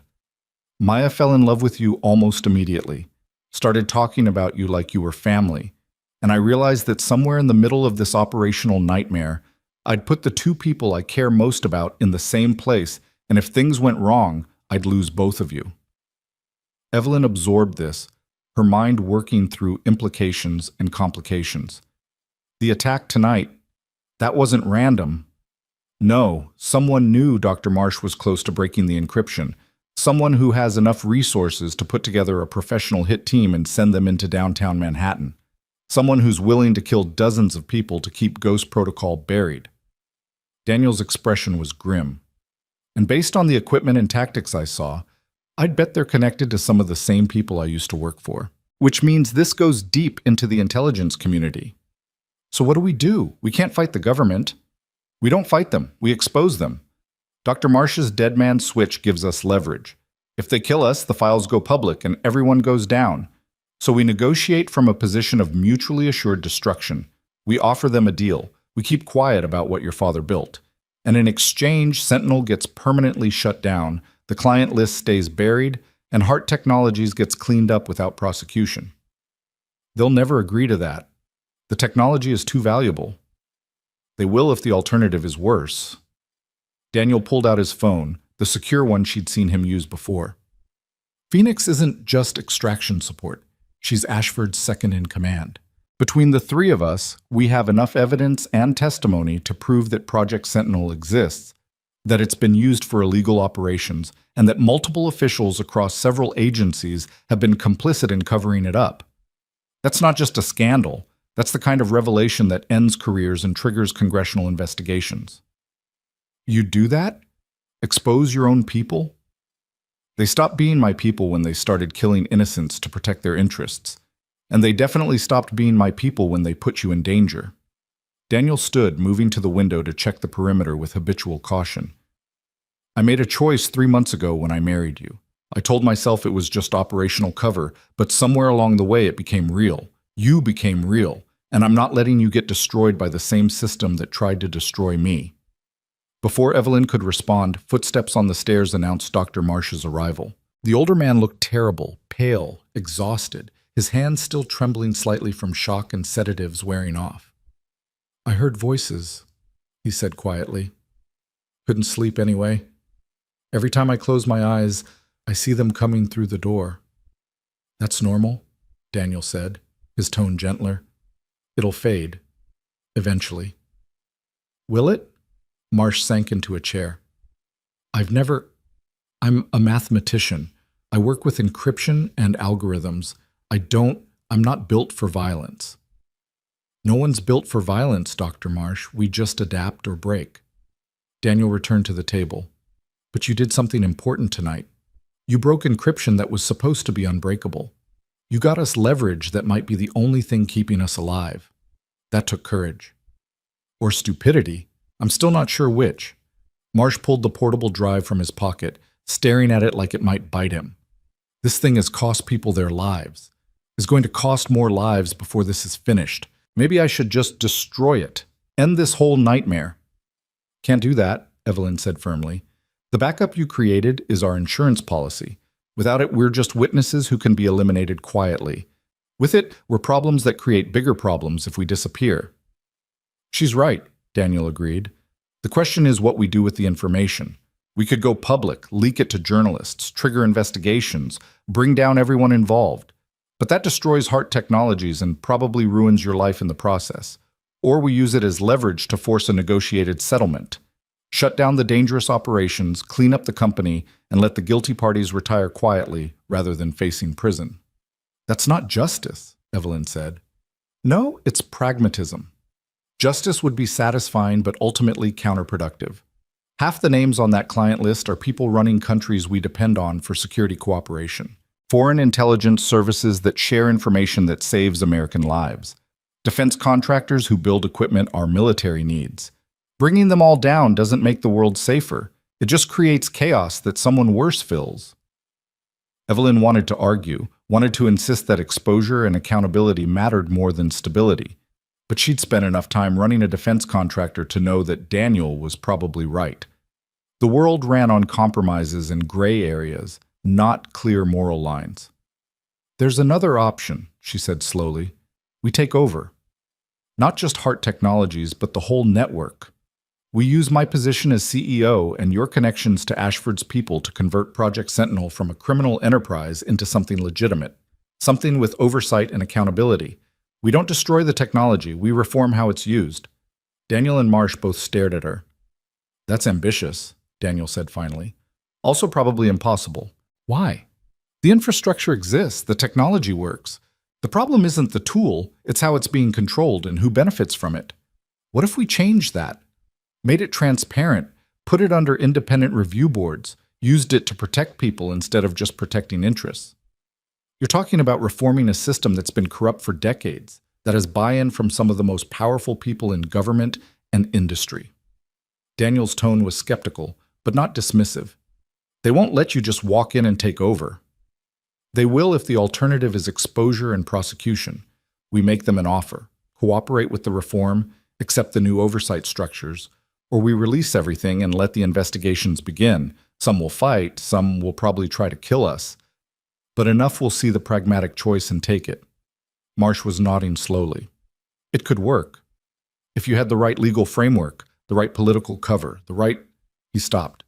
You'd need congressional support. Senate Intelligence Committee, at minimum. Someone with enough clout to provide air cover when the pushback starts. I know someone, Daniel said quietly. Senator Morrison. She's been trying to reform intelligence oversight for years, but never had enough evidence to push past institutional resistance. Give her ghost protocol files and a plan for legitimate reform, and she'd probably back it.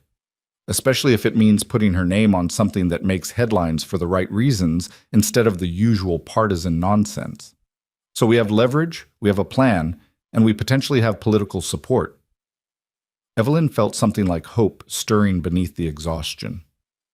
What we don't have is time. Whoever ordered that attack isn't going to wait patiently while we organize a reform movement. They'll come at us again, harder and with more resources. Which is why we move first. Daniel pulled out his phone. I call Ashford. We set up a meeting with everyone who needs to be in the room. Her, Morrison, whatever DoD officials we can trust. We lay out what we know, what we have, and what we're offering.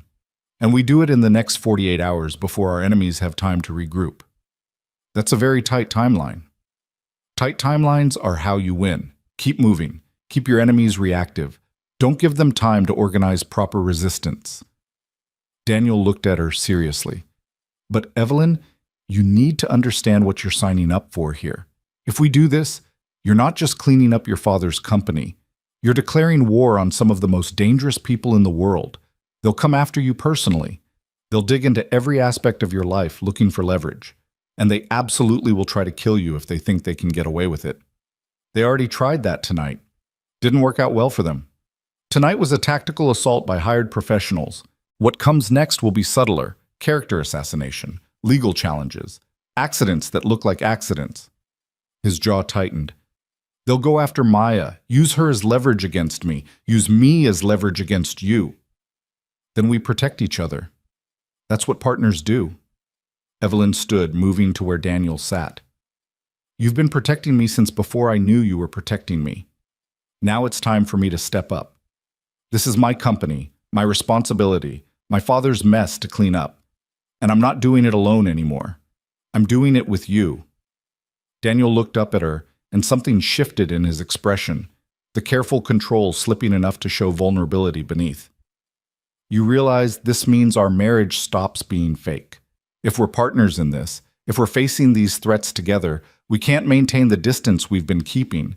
We'll need to actually trust each other, actually depend on each other. I know. Evelyn reached out, her hand finding his. And somewhere in the last 6 hours, I realized I already do trust you. Maybe that's stupid. Maybe I'm being naive. But when you stood between me and armed killers, when you laid out everything you'd done and who you'd been without flinching, when you talked about protecting Maya like she was the only thing that mattered, I saw who you really are. Not the cover identity, not the operational ghost, but the actual person underneath. And I trust that person. Daniel's fingers tightened around hers. I spent 15 years learning not to feel too much, not to get attached, not to let emotions compromise operational effectiveness.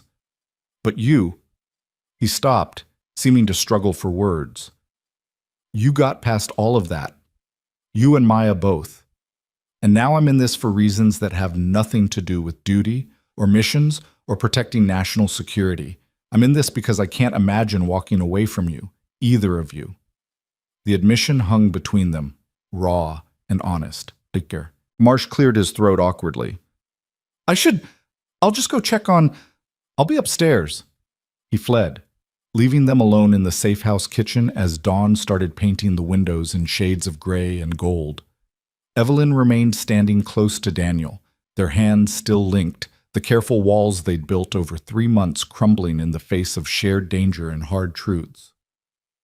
So what do we do now? She asked softly. Now we call Ashford, set up the meeting, start putting together the case for reform instead of exposure. Daniel stood, pulling her closer. And we figure out how to explain to Maya that this arrangement we made is turning into something real. Because she's going to have questions when we stop maintaining separate wings of the apartment. She already thinks we're a real family, has for weeks. She's smarter than both of us put together. Daniel's expression softened. She told me last week that she was glad I'd finally found someone who looked at me like Mom used to. Someone who made me less sad. Evelyn felt her throat tighten. Your daughter is terrifyingly perceptive. Runs in the family. Her mother could read people like books. He paused. Would have liked you, I think. Would have appreciated someone willing to fight for what's right, even when it's costly. I wish I could have met her. Me too. Daniel released her hand reluctantly. But right now we have work to do. You should get some rest. The next 48 hours are going to be brutal, and you need to be sharp for what's coming. Evelyn wanted to argue, wanted to keep talking until everything was laid out and understood. But exhaustion was catching up with her, the adrenaline crash Daniel had predicted hitting like a physical force. Wake me in 4 hours. We'll start making calls. Deal. She made it halfway to the stairs before turning back. Daniel, thank you for keeping me alive tonight, for telling me the truth, for everything. That's what partners do, he said, echoing her earlier words.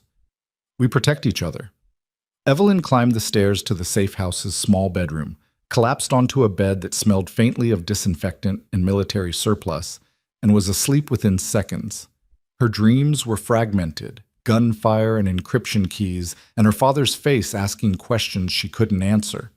But underneath the chaos was something steadier, the memory of Daniel's hand in hers, his voice promising protection, the gradual realization that somewhere in the middle of this disaster, she'd stopped being alone. Downstairs, Daniel made his calls on encrypted lines to people whose names would never appear in any official records. Colonel Ashford answered on the second ring despite the hour, her voice crisp and alert. Ghost, report. Asset is secure. We have Ghost protocol files and full client list. Situation is complicated, but potentially manageable if we move fast. Define manageable. Daniel laid out Evelyn's plan. Reform instead of exposure. Oversight instead of destruction, turning a criminal enterprise into something legitimate. Ashford listened without interruption, then was silent for a long moment. That's ambitious, she said finally. Also possibly brilliant. If you can pull it off, you solve about 6 problems I've been wrestling with for 3 years. But the blowback is going to be intense. The people you're threatening have long reach and no sense of humor about losing power. I know. Which is why I need support. Serious support, not just extraction teams and safe houses, political cover, legal protection, resources to fight back when they come at us. I can give you some of that, not all, but enough to make you a harder target, and I'll make some calls. Morrison will listen if I frame it right. Maybe some others. Another pause. Ghost, I have to ask, are you compromised? Your report suggested you were maintaining operational distance. But this sounds personal. It is personal. The asset, Evelyn. She's not just an asset anymore. She's my wife. Actually, my wife, not just cover. And I'm not letting her get destroyed by the same people who tried to destroy me. That's what I was afraid of. Ashford's sigh came through clearly. All right, I'll back your play. But if this goes sideways, if the situation becomes untenable, you extract immediately. No heroics, no last stands. You get your family out and disappear. Clear? Clear. Good. I'll have preliminary meetings set up by noon. Be ready to move fast. And Ghost? Don't let your feelings make you stupid. You're one of the best operators I've ever worked with. I'd hate to lose you because you forgot that emotions are liabilities in our line of work. Noted. Daniel ended the call and sat in the growing daylight, thinking about liabilities and assets and the strange mathematics that turned 3 months of convenient arrangement into something worth dying for.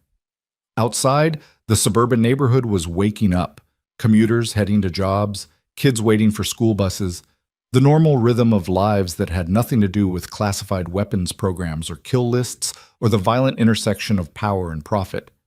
Daniel watched it all through the safe house window and wondered if he and Evelyn would ever get to join that normal world, or if they were too stained by the things they'd learned and done to ever wash completely clean. His phone buzzed with a text from Phoenix. Cleanup complete. Official story is gas leak caused structural failure. No evidence of assault. Your tracks are covered.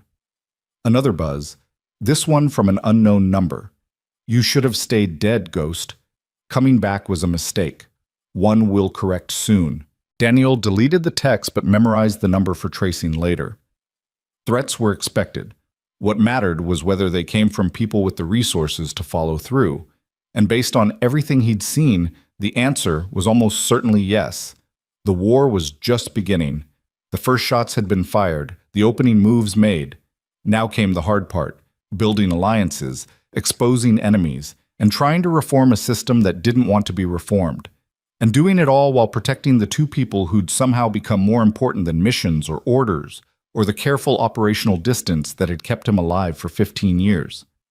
Daniel checked his weapons again, ran through contingency plans in his mind, and waited for Evelyn to wake up so they could start fighting the next battle together. Because that's what they were now, partners, allies, a team built on shared danger and growing trust. The marriage that had started as cold convenience was becoming something real, forged under fire and sealed in the kind of truth that only emerged when people stopped hiding from each other. Whether that would be enough to survive what was coming remained an open question. But for the first time in years, Daniel found himself believing it might be. That maybe, despite everything, there was still room in this violent world for people trying to do the right thing, even if the right thing might get them killed. 4 hours of sleep felt like 4 minutes when Phoenix shook Evelyn awake with military efficiency and a cup of coffee that tasted like it had been brewed to strip paint. The sun was fully up now, streaming through the safe house windows with the kind of cheerful indifference that made the previous night's violence feel almost surreal. Ashford wants you on a secure video call in 20 minutes, Phoenix said, her tone brooking no argument. Ghost is already prepping downstairs. You'll want to look presentable. Senator Morrison is joining the call, and first impressions matter. Evelyn forced herself upright, her body protesting every movement. She'd fallen asleep in her clothes, which were now wrinkled and stained with smoke residue from the building assault. I don't suppose there's a change of clothes available. Bathroom. Someone pulled your size from department store security tags. Phoenix's expression remained neutral. Welcome to the world of off-book operations. We're very thorough. 20 minutes later, showered and dressed in clothes that fit suspiciously well, Evelyn descended to find the safe house's living room transformed into a makeshift command center. Daniel sat at a laptop connected to equipment that definitely hadn't come from any retail store, his expression focused. Dr. Marsh hovered nearby, the portable drive clutched like a talisman. Ready? Daniel asked, glancing up at her arrival. As I'll ever be. Evelyn took the seat beside him, close enough that their shoulders touched. The casual proximity felt natural in a way it hadn't 3 months ago. What's the play? We present the evidence, lay out what we know about Ghost Protocol and Project Sentinel. Explain the scope of the corruption and the danger of leaving things as they are. Then we offer the reform plan as an alternative to full exposure. Daniel's fingers moved across the keyboard, pulling up files and documentation. Ashford is on our side. Morrison will be skeptical, but potentially sympathetic. The wild card is whoever else they bring to the call. Could be allies. Could be people looking for ammunition to use against us. Comforting. Welcome to politics. It's messier than combat and twice as dangerous. He initiated the connection, and the laptop screen split into multiple video feeds. Colonel Ashford appeared first, a woman in her 50s with steel gray hair and eyes that had seen everything twice. She wore civilian clothes but carried herself with unmistakable military bearing. Ms. Hart, good to finally meet you officially, though I wish it were under better circumstances. Colonel, thank you for the extraction last night. Your team saved our lives. That's what we do. Ashford's attention shifted to Daniel. Ghost, you look terrible. It's been a long night. It's about to get longer. Another video feed activated, showing Senator Catherine Morrison, mid-60s, with the kind of face that suggested she'd fought hard battles and won most of them. Senator, thank you for joining on short notice. Colonel Ashford doesn't call in favors lightly. When she says something's urgent, I listen. Morrison's gaze fixed on Evelyn with sharp intelligence. Ms. Hart, I knew your father, not well, but enough to know he played in some very dark waters. I'm hoping you're not following his path. I'm hoping to correct it, actually. Evelyn kept her voice steady despite the scrutiny, which is why we requested this meeting. A third feed appeared showing a man Evelyn didn't recognize. Late 40s, nondescript in the way that suggested intelligence work rather than political office. This is Michael Brennan, Ashford said, Deputy Director of the Defense Intelligence Agency. He's read into some aspects of Sentinel and has clearance for this conversation. Some aspects, Brennan repeated dryly, which I'm gathering is about to expand considerably. Ms. Hart, Mr. Park, convince me why I shouldn't have you both arrested for possessing classified information you clearly shouldn't have. Daniel leaned forward slightly. Because the information we possess proves that multiple officials in your agency and others have been complicit in selling illegal surveillance technology to foreign powers and domestic actors with no oversight. And because if you try to arrest us, our insurance policy triggers and every major news organization in the country gets copies of Ghost Protocol files that will make Watergate look like a parking ticket. The silence that followed was profound. Finally, Morrison spoke. That's quite a claim. Can you back it up? Dr. Marsh? Evelyn gestured for him to step into camera view. The mathematician moved forward nervously, holding up the portable drive. This drive contains the complete Ghost Protocol files. Client lists, transaction records, operational details for Project Sentinel deployments across 17 countries. Some of those deployments were authorized, most were not. And the people who authorized or facilitated the unauthorized uses include Pentagon officials, sitting senators, foreign intelligence services, and private contractors operating with implicit government protection. Marsh's voice grew steadier as he shifted into technical mode. The encryption your people used was excellent, but not unbreakable. I verified the authenticity through cross-referencing with known operations and public records. This is legitimate, and it's damning.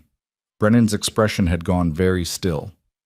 If what you're claiming is true, releasing this information would compromise active operations, endanger intelligence assets, and destabilize relationships with allied nations. The damage would be catastrophic. Which is why we're not releasing it, Evelyn said.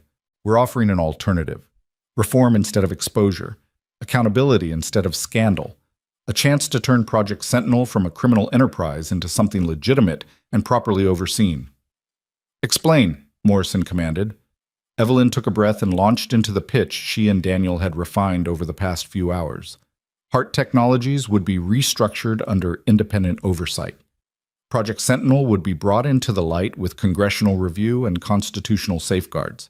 The client list would be used to negotiate shutdowns of illegal operations and repatriation of compromised systems. Those who cooperated would face internal discipline rather than prosecution. Those who resisted would be exposed. You're asking for amnesty, Brennan said flatly. For people who've committed treason. We're asking for pragmatism, Daniel countered. Burning down the entire system feels satisfying but accomplishes nothing except creating power vacuums that worse actors fill. We've all seen what happens when intelligence networks collapse without managed transitions. This gives you a controlled demolition instead of an explosion. And what do you get out of this? Morrison asked, her eyes on Evelyn. Besides keeping your company intact? A chance to build something my father should have built. A defense contractor that actually defends rather than exploits. Technology that protects people instead of just protecting profits. Evelyn met the senator's gaze steadily. I inherited a nightmare, Senator. I'm trying to turn it into something I can live with.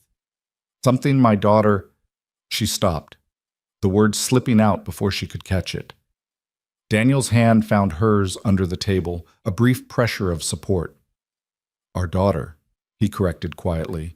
Maya deserves to grow up in a world where her parents did the right thing, even when it was hard. Morrison's expression shifted slightly, not softening exactly, but recalculating. You two are actually together, not just operational cover. Started as cover, Daniel admitted. Became real somewhere along the way. Turns out fighting for survival together builds the kind of trust you can't fake. Ashford was nodding slowly. I've reviewed Ghost's reports over the past 3 months, watched the relationship develop from tactical positioning to actual partnership. It's complicated things operationally, but it also means Ms. Hart has someone with serious tactical experience protecting her interests. That's not insignificant given the enemies she's about to make. About those enemies, Brennan interjected. You're proposing reform that would expose some very powerful people to very uncomfortable questions. They won't go quietly. They'll fight back with every resource available. Legal challenges. Media campaigns. And if those fail, more direct methods. Are you prepared for that level of sustained opposition? We survived last night, Evelyn said. We'll survive what comes next. Last night was reconnaissance in force. A probe to test your defenses and see what you know. What comes next will be coordinated, well-funded, and absolutely ruthless. Brennan's tone was matter-of-fact. I've seen good people destroyed by the kind of forces you're threatening. Careers ended, reputations ruined, families torn apart. You sure you want this fight? Evelyn thought about her father's legacy, the brilliant man who'd built an empire on moral compromises that eventually consumed him.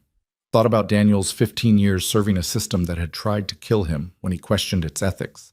Thought about Maya asking when Evelyn would read to her again, innocent and trusting in a world that was neither. Yes, she said firmly, I'm sure. Morrison exchanged glances with Ashford and Brennan, some unspoken communication passing between them. Finally, the senator spoke. All right, here's what I can offer. Congressional cover through the Intelligence Committee. I'll position this as a voluntary reform initiative by Hart Technologies in cooperation with oversight bodies. That gives you political protection and makes it harder for your enemies to move against you openly. In exchange, you provide complete cooperation with investigators, full transparency on Sentinel's capabilities and deployments, and you accept whatever organizational changes we deem necessary to ensure proper oversight going forward. And the client list? Evelyn asked. The evidence of illegal operations? Gets used strategically. We approach the worst offenders quietly, give them a chance to cooperate and wind down their operations. Those who refuse get exposed through carefully managed leaks that don't compromise legitimate national security interests. It's not perfect justice, but it's the kind of justice that actually accomplishes something. Brennan leaned forward. I'll coordinate with DoD and other agencies to identify which Sentinel operations are legitimate and which need to be terminated. We'll need to move carefully. Some of these systems are deeply embedded in security architectures that can't be disrupted without creating vulnerabilities. But if you're genuinely offering transparency and cooperation, we can make it work. There's one more thing, Daniel said. Protection for Dr. Marsh. He broke the encryption, he knows what's in the files, and he set up a dead man's switch that releases everything if something happens to him. He needs to be under official protection, with guarantees that he won't become a convenient loose end. Agreed, Ashford said. Dr. Marsh will be placed in protective custody under my authority. His expertise will be valuable for the decryption and analysis process anyway. Consider him officially retained as a consultant. Marsh looked simultaneously relieved and terrified. Does that mean I can go home eventually? Eventually, Ashford said. After we're sure the people who tried to kill you last night have been neutralized or convinced that you're more valuable alive than dead, give it a few weeks. A few weeks? Marsh sighed but nodded. Better than a few decades in witness protection, I suppose? Morrison checked something off screen, then looked back at the camera. I'm going to need you in Washington by tomorrow afternoon, Ms. Hart. Closed session with the Intelligence Committee.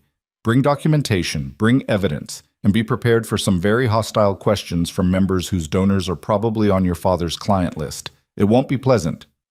I'll be there. Bring your husband, too. If half of what Colonel Ashford tells me about his background is true, his testimony about Sentinel's operational capabilities will be valuable. Plus, it'll be harder for certain people to dismiss your claims if you've got a decorated special operations veteran backing your story. Daniel's jaw tightened. I was never officially decorated. My service doesn't exist in any public records. Then it's a good thing I have access to non-public records. Morrison's smile was thin. Don't worry, Commander Park. I'm not going to expose your identity, but I'm going to use your credibility where it matters.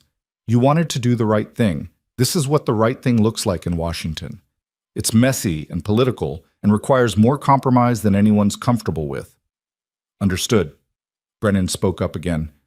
One more thing. There's going to be immediate blowback from this call. The people we're discussing have sophisticated monitoring capabilities. They'll know something's happening even if they don't know the specific details yet. I'd recommend you stay in protective custody until the congressional testimony. After that, public exposure becomes your shield. Harder to eliminate witnesses who've already testified before Congress. We need to get Maya first, Evelyn said, looking at Daniel. She's with a neighbor in our building. I'm not leaving her exposed while we're in hiding. Phoenix can handle the extraction, Ashford said. She's good at making people disappear when necessary. Your daughter will be brought to a secure location where you can see her, and then we'll move all of you to a better facility near Washington for the duration. Daniel was already shaking his head. I go with Phoenix. Maya doesn't know her, won't trust a stranger. If you want this to go smoothly, I need to be there. That's a tactical risk, Ashford said. If they're watching your apartment, they're definitely watching our apartment, which is why we don't go in through the front door. Daniel pulled up building schematics on the laptop, pointing out details with practiced efficiency. Service entrance here, maintenance access to the apartments from internal corridors. We go in fast, grab Maya from Mrs. Chen's place, and out through the parking garage before anyone realizes we're there. 30 minutes, maybe less. Phoenix's voice came from across the room where she'd been monitoring the conversation. I can work with that, but if it goes sideways, we extract hard and don't look back. Agreed. Morrison cleared her throat, drawing attention back to the screen. While you're collecting your daughter and preparing for Washington, I'll start having conversations with people who need to know this is coming. Prepare them for the scope of what we're discussing. It'll soften the impact when you testify and reduce the likelihood of panic-driven responses. Thank you, Senator. Don't thank me yet. This is going to get worse before it gets better. The people you're threatening built their power on secrets and leverage. They're not going to surrender that power gracefully. Morrison's expression was serious. But you're doing the right thing. Your father should have done this years ago. Maybe if he had, he'd still be alive. The implication hung in the air that Raymond Hart's death hadn't been the random heart attack the official reports claimed. Evelyn had suspected as much for months, but having it confirmed by a U.S. senator made it real in a new and terrible way. "Did you know," she asked quietly, "that my father's death wasn't natural?" Morrison hesitated, then nodded slowly. "I suspected. The timing was too convenient, coming right when he was starting to have doubts about some of his clients. But I couldn't prove anything, and by the time I might have been able to investigate, you'd inherited and the whole situation was in flux. I'm sorry, I should have pushed harder. You're pushing now. That's what matters." Evelyn felt Daniel's hand tighten around hers again, a silent offer of support. "We'll be in Washington tomorrow, ready to testify, ready to fight, ready to finish what my father started, the right way this time." The video call ended with promises of coordination and warnings about security. When the screens went dark, Evelyn sat back in her chair and released a breath she hadn't realized she'd been holding. "That went better than I expected," Dr. Marsh said from his corner. "They believed us. They believed us because the evidence is irrefutable, and because exposure would damage them almost as much as it would damage the people we're targeting," Daniel corrected. "Don't mistake pragmatic alliance for trust. We're useful right now. That can change quickly if circumstances shift." "You're very cynical for someone who just helped negotiate a deal to reform government corruption." "I'm realistic. There's a difference." Daniel stood, stretching muscles that had been still for too long. "Phoenix, how fast can we move on the extraction?" "Give me 2 hours to scout the building and confirm approach vectors. Then we go." Phoenix was already gathering gear with efficient purpose. "Ashford's sending additional support. 2 more operators to provide perimeter security while we're inside. We'll be in and out before anyone knows we're there."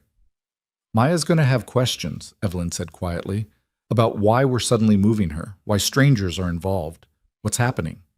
Daniel's expression softened. "I'll explain what I can in terms she'll understand. She's used to moving quickly when I tell her it's necessary. She trusts me." "She trusts us," Evelyn corrected. "She told me last week that she was glad I married you because it meant she got a mom again. She's going to expect us to act like actual parents, not convenient partners." "Then that's what we'll be." Daniel moved to stand in front of her, his hands finding her shoulders. "I know this isn't how either of us planned this marriage to go. I know we're being forced into something real by circumstances rather than choice. But Maya deserves parents who actually care about each other, who actually want to be together. Can you do that? Can you commit to this being real, not just for the testimony or the political cover, but because it's what we actually want?" Evelyn looked up at him, seeing past the tactical operator and careful ghost to the man underneath. The father who read bedtime stories, the husband who'd stood between her and bullets, the partner who'd trusted her with truths that could destroy him. Somewhere in 3 months of careful distance and forced proximity, he'd become essential, not convenient. Essential. "Yes," she said simply. "I can commit to that. I want to commit to that." Daniel's smile was rare and genuine. "Good, because I was really hoping you'd say that." He kissed her then, not dramatically, not with the desperate intensity of people who thought they might die tomorrow, but with the steady certainty of people who decided to build something permanent. It was a promise and a commitment and an acknowledgement that whatever happened next, they were facing it together. When they broke apart, Phoenix was pointedly studying the ceiling while Dr. Marsh looked anywhere but at them. "If you're quite finished," Phoenix said dryly, "we have an extraction to plan in approximately 8 hours before people start wondering where you disappeared to." The extraction went smoothly because Daniel had planned it with the kind of meticulous attention to detail that came from 15 years of operations where mistakes meant death. They entered through the service access, moved through maintenance corridors that bypassed security cameras, and reached Mrs. Chen's apartment without encountering resistance. Maya was watching cartoons when they arrived, safe and oblivious to the danger that had been circling around her. When she saw Daniel, she launched herself at him with the enthusiasm of a 6-year-old who hadn't seen her father in nearly 24 hours. "Daddy, where were you? Mrs. Chen said you had work, but you're never gone this long and I was getting worried and—" She stopped mid-sentence as she noticed Evelyn behind him. "Evelyn, did you and Daddy have an adventure without me?" "Something like that," Evelyn said, kneeling to Maya's level. "We need to go on another adventure now. Somewhere safe where we can all be together. Does that sound okay?" Maya's eyes lit up. "Like a vacation? Can we go to the beach?" "I've never been to the beach." "Not quite a beach. More like a secure facility in Virginia. But there will be time for beaches later, I promise." Daniel was already gathering Maya's essentials. Her favorite stuffed animal, the book they'd been reading, clothes for a few days. "But right now, we need to move quickly. Can you be brave and quiet like we practiced?" Maya nodded seriously, understanding that when her father used that tone, arguing wasn't an option. "I can be so quiet, you won't even know I'm there." "That's my girl." They moved back through the corridors, Phoenix on point and Daniel carrying Maya with Evelyn close behind. The parking garage extraction point was clear, the vehicle waiting with engine running. They were loading in when Evelyn heard the sound, a car door opening somewhere in the garage's shadows, footsteps approaching with purposeful intent. "Contact," Phoenix said quietly, her weapon already tracking the source.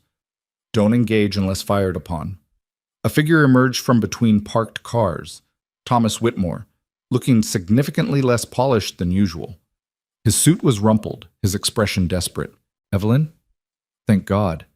I've been looking for you everywhere. We need to talk." Daniel shifted position, putting himself between Whitmore and Maya. "This isn't the time, Thomas." "There's no more time. Don't you understand? They know you have the files. They know you're planning to expose everything. And they've decided that if they can't stop you quietly, they'll do it loudly and blame it on corporate rivalry gone wrong." Thomas took a step closer, his hands raised in what might have been surrender or appeal. "I tried to warn you, tried to get you to back away from investigating your father's projects, but you wouldn't listen. And now you're here making dramatic speeches in parking garages," Evelyn finished coldly. "What do you want, Thomas?" "I want you to understand that I was trying to protect you. Your father, he brought me into the client network years ago, made me part of the distribution system for Sentinel access. I didn't want to be involved, but the money was too good, and the threats were too real if I refused. And now they're going to kill everyone who knows too much, and that includes me unless I give them something valuable enough to buy my way out." The implication was clear. Thomas was offering to trade information for protection, to become a cooperating witness in exchange for immunity. It was the kind of pragmatic betrayal Evelyn would have expected from a board member who'd spent 30 years valuing profit over principle. "What information?" she asked. "The inner circle, the people at the top of the client list who actually control Sentinel's deployment. Names you won't find in any files because they're smart enough to work through cutouts and intermediaries. But I know them, met with them, can identify them, and prove their involvement." Thomas's voice was urgent. "That's worth something, isn't it? Worth protection?" Phoenix exchanged glances with Daniel, some silent communication passing between them. Finally, Daniel said, "Get in the car. You're coming with us. We'll figure out if you're lying once we're somewhere secure." Thomas looked surprised but relieved.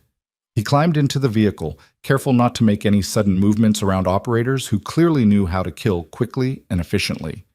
The drive to the new safe house was tense and silent, except for Maya's questions about where they were going and why Mr. Whitmore looked so scared. "Mr. Whitmore made some mistakes," Evelyn said carefully. "Now he's trying to fix them. That takes courage." "Or cowardice masquerading as courage," Daniel muttered under his breath. But he didn't contradict her in front of Maya. The new safe house was larger and better equipped, with separate rooms for Maya and spaces where interrogations could be conducted away from civilian ears. Thomas was placed in secure holding while Ashford was briefed on his sudden appearance. Maya was settled with toys and entertainment, carefully insulated from the adult conversations happening in other parts of the building. "Do you trust him?" Evelyn asked Daniel as they watched Thomas through one-way glass, the older man pacing nervously in his temporary quarters. "Not even a little bit. But that doesn't mean he's not useful. Daniel's arms were crossed, his posture radiating skepticism. He's a survivor, always has been. If giving us names keeps him alive, he'll give us names. Whether those names are accurate or complete is another question. Ashford will vet everything he tells us, cross-reference it with what we already know from Ghost Protocol files. If he's lying, we'll know. And if he's telling the truth, we have leverage against people who've stayed hidden for decades. That could be the difference between reform actually working and getting buried by forces we can't fight. Daniel turned from the window to look at her directly. Are you ready for Washington? For testifying before Congress and making yourself the public face of this reform movement? I don't have much choice. If I don't step up, who will? You? You're supposed to be invisible, remember? Not anymore.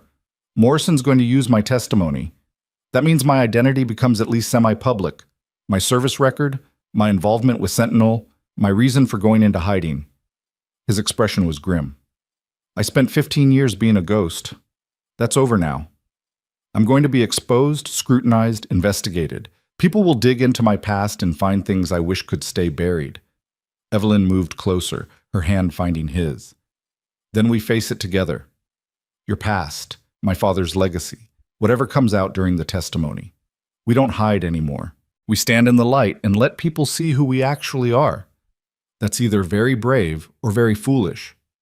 With us, it's usually both. Maya's voice called from the other room, asking if they could read her book before bedtime. It was barely evening, far too early for sleep, but the disruption to her routine had clearly unsettled her. Daniel went to handle it, while Evelyn stayed to watch Thomas Whitmore pace and worry and calculate his chances of survival. The next 36 hours blurred together in a cascade of preparation and revelation. Thomas provided names that checked out against Ghost Protocol files, adding context and connections that painted a picture of a network far larger than anyone had realized. Ashford coordinated with Morrison and Brennan to prepare testimony and gather additional evidence. Phoenix and her team maintained security, while additional operators arrived to provide coverage for the Washington trip. And through it all, Evelyn, Daniel, and Maya existed in a strange bubble of forced domesticity. Reading books and having meals and pretending that armed guards outside the door were perfectly normal. Maya adapted with the resilience of children, asking fewer questions as she understood that her parents couldn't answer most of them. She seemed content with the knowledge that they were together, that they were safe for now, and that somehow this adventure would end with them back home. The congressional testimony was scheduled for a closed session on Wednesday afternoon. They flew to Washington on a military transport, Maya delighted by the plane and oblivious to the armed escort that accompanied them. The facility where they were housed near Capitol Hill was more secure than any hotel, with guards who didn't pretend to be anything other than what they were. On Wednesday morning, Evelyn stood in front of a mirror in clothes that cost more than most people earned in a month and tried to recognize herself. She looked like a CEO about to testify before Congress. She felt like an imposter who'd stumbled into a role she wasn't qualified to play. "You look perfect," Daniel said from the doorway. He wore a dark suit that made him look less like a janitor and more like what he actually was, a professional who'd operated at the highest levels of classified operations. Confident, competent, exactly like someone who can handle whatever questions they throw at you. "I'm terrified." "Good. Fear keeps you sharp. It's when you stop being afraid that you make mistakes." He crossed to her, adjusting her collar with the same careful precision he applied to everything.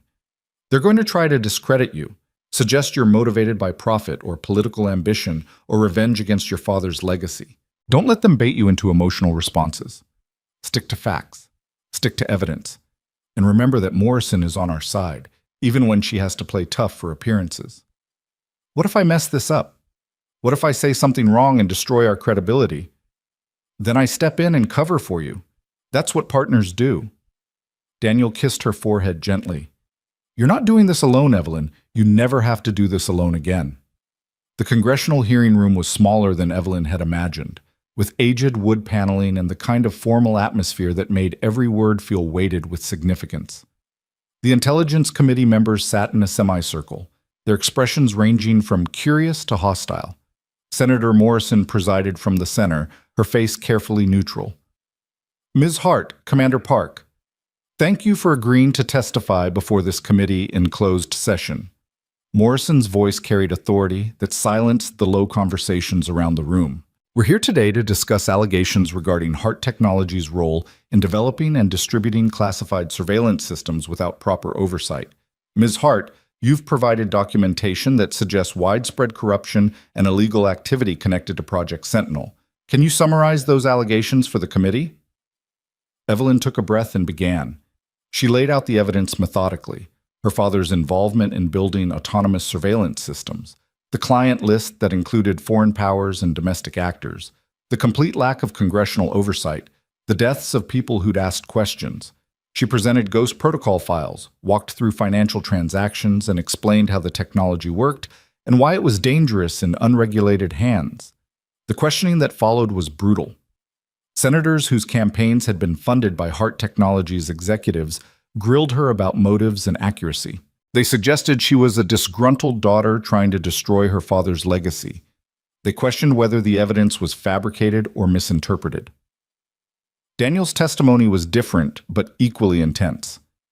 He spoke about his involvement with Sentinel's development, about operations he'd witnessed or participated in that used the technology for purposes that crossed legal and ethical lines. His military bearing and obvious expertise made him harder to dismiss than Evelyn, but they tried anyway, suggesting he was a disgraced operator with a grudge, someone whose clearances had been revoked for cause. It was Thomas Whitmore's testimony that finally shifted the room's atmosphere. The board member who'd spent decades enabling Raymond Hart's worst decisions laid out names and operations with the precise recall of someone who'd been taking notes in case he ever needed leverage. He identified senators who'd taken bribes, Pentagon officials who'd looked the other way, intelligence operatives who'd used Sentinel for personal vendettas rather than national security. The accusations hung in the air like grenades waiting to detonate. Several senators looked genuinely shocked. Others looked terrified that their own names might be on lists they hadn't seen yet. The careful facade of congressional dignity fractured as the scope of the corruption became undeniable. Morrison let the silence stretch before speaking. This committee will obviously need time to review all the evidence presented today, but based on preliminary examination, it appears that Ms. Hart's allegations have substantial merit. I'm recommending immediate investigation into all individuals and organizations named in the Ghost Protocol files, with a focus on determining which operations were properly authorized and which represent criminal activity that requires prosecution. With respect, Madam Chair, one of the more hostile senators interrupted. We're talking about exposing intelligence operations that are currently active and potentially compromising relationships with allied nations. The damage has already been done. Morrison cut him off sharply. What we're discussing now is how to mitigate that damage through managed reform, rather than letting it explode into public scandal that destroys the intelligence community's credibility entirely. Ms. Hart and Commander Park have offered us that option. I suggest we take it before someone less interested in reform decides to take this story to the Washington Post. The threat was clear and effective. After another hour of questioning and debate, the committee voted to accept the reform proposal with oversight provisions even stricter than what Evelyn had originally suggested. Hart Technologies would be restructured under independent review. Project Sentinel would be systematically dismantled with components either brought into proper oversight or destroyed entirely. The client list would be used to negotiate shutdowns and recoveries rather than triggering immediate prosecutions, but those who refused cooperation would face full exposure. It wasn't perfect. It wasn't the clean justice Evelyn had wanted when this started, but it was real progress toward something better than what her father had built.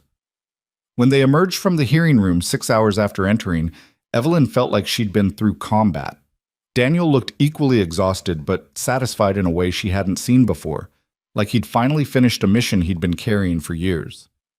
"We did it," she said quietly as they walked toward the secured transport that would take them back to their facility. "We did it," Daniel agreed. "Now comes the hard part." That was the hard part. That was the opening move. The hard part is actually implementing reform while dealing with pushback from everyone who benefits from the current system. He helped her into the vehicle, his hand lingering on hers. "But we have momentum now. Public testimony before Congress, even in closed session, creates a record that's hard to bury, and Morrison's backing gives us political cover to make real changes. Back at the facility, Maya was waiting with a drawing she'd made. Her family, as she saw it. Daniel and Evelyn holding hands with Maya in the middle, all of them smiling under a bright sun. It was the kind of simple, innocent art that 6-year-olds created without understanding how much it revealed about what they needed. "Do you like it?" Maya asked eagerly. "Mrs. Chen, the new Mrs. Chen, not our neighbor, said I should draw something happy because you've been doing hard grown-up work." "It's perfect," Evelyn said, kneeling to hug the little girl. "Absolutely perfect."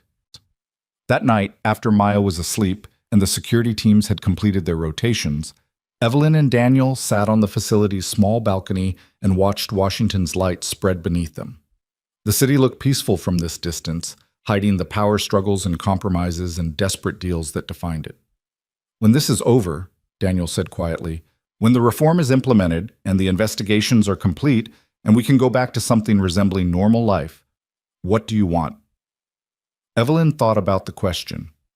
3 months ago, she would have said she wanted her company, her independence, her carefully controlled existence that didn't require vulnerability or trust. Now those things felt insufficient, almost hollow. "I want Maya to have a normal childhood. I want to build a company that does actual good in the world instead of just making profits. And I want this," she gestured between them, "to be real. Not because circumstances forced it, but because we chose it. Because we actually love each other and want to build something permanent together." Daniel's smile was visible even in the darkness. "I can work with that. Though the normal childhood might be challenging given that her father is a former ghost operator and her mother is about to become the face of defense industry reform. She's resilient. She'll adapt. Like her parents." They sat in comfortable silence, two people who'd started as strangers making a convenient arrangement and had become partners through shared danger and hard truths. The road ahead was still uncertain. There would be investigations and hearings, legal battles and media scrutiny, attempts to undermine the reform or neutralize the threats to powerful interests. But they would face it together, with the kind of trust that only formed when people stopped hiding from each other. 6 months later, Hart Technologies was nearly unrecognizable. The board had been restructured, with several members resigning under pressure and being replaced by appointees acceptable to the Congressional Oversight Committee. Project Sentinel had been systematically dismantled, with legitimate components brought into the light and illegal operations shut down through carefully managed negotiations that avoided public scandal. Some of the names on the Ghost Protocol client list had cooperated, accepting quiet retirement or transfer to positions where they couldn't do further damage. Others had fought back with legal challenges and media campaigns that ultimately failed when evidence proved overwhelming.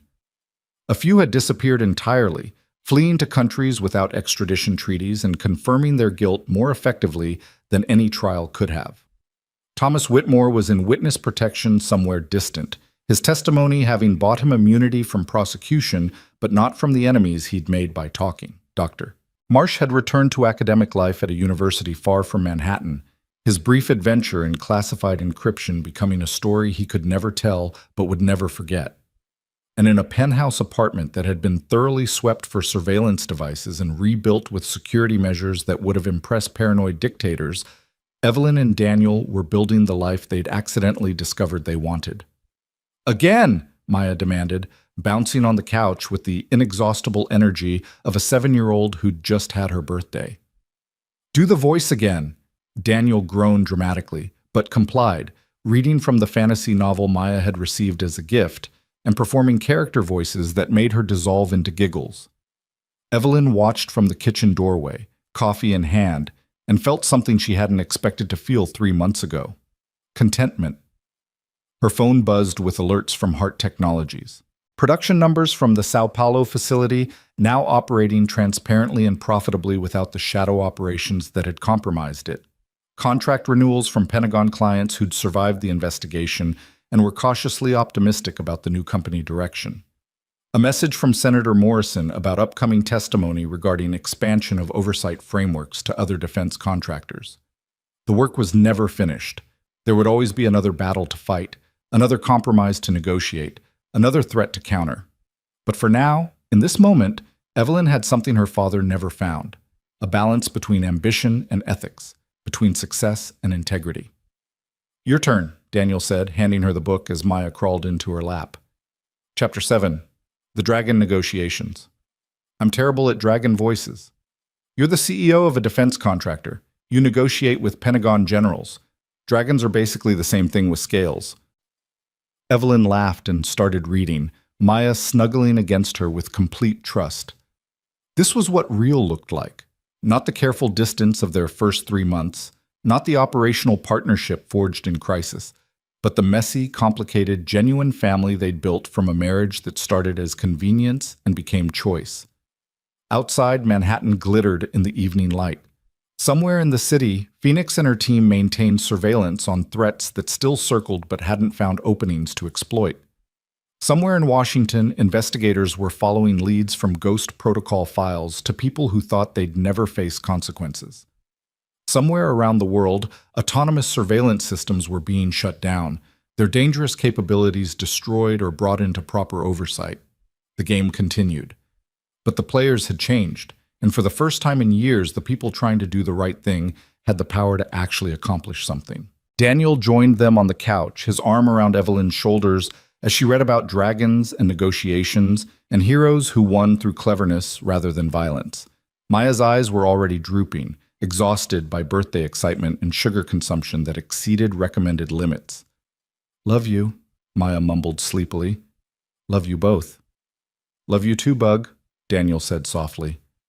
"Love you," Evelyn echoed, meaning it completely. When Maya finally fell asleep, they carried her to bed. A true bed in the actual bedroom, not the guest wing they'd maintained for show. The apartment had been reorganized months ago, the careful separation of spaces abandoned in favor of actual cohabitation. It was one bedroom they shared, one kitchen they cooked in together, one life they were building piece by piece. Later, as they prepared for sleep themselves, Evelyn looked at Daniel and asked the question that had been forming for weeks. "Do you ever miss it? The operations, the adrenaline, being Ghost instead of being Daniel Park, husband and father?" Daniel considered the question seriously. "Sometimes. Usually at 3 in the morning when I can't sleep and my brain runs through tactical scenarios for threats that don't exist anymore. But then I remember what that life cost me. Friends, relationships, any sense of stability or normalcy. And I look at what I have now, you, Maya, a chance to build something that lasts, and I know I made the right choice. Even though the choice was kind of forced by circumstances. The best choices usually are. We think we're in control, planning our lives according to some careful strategy, but really, we're just responding to circumstances and hoping we respond well." He pulled her closer.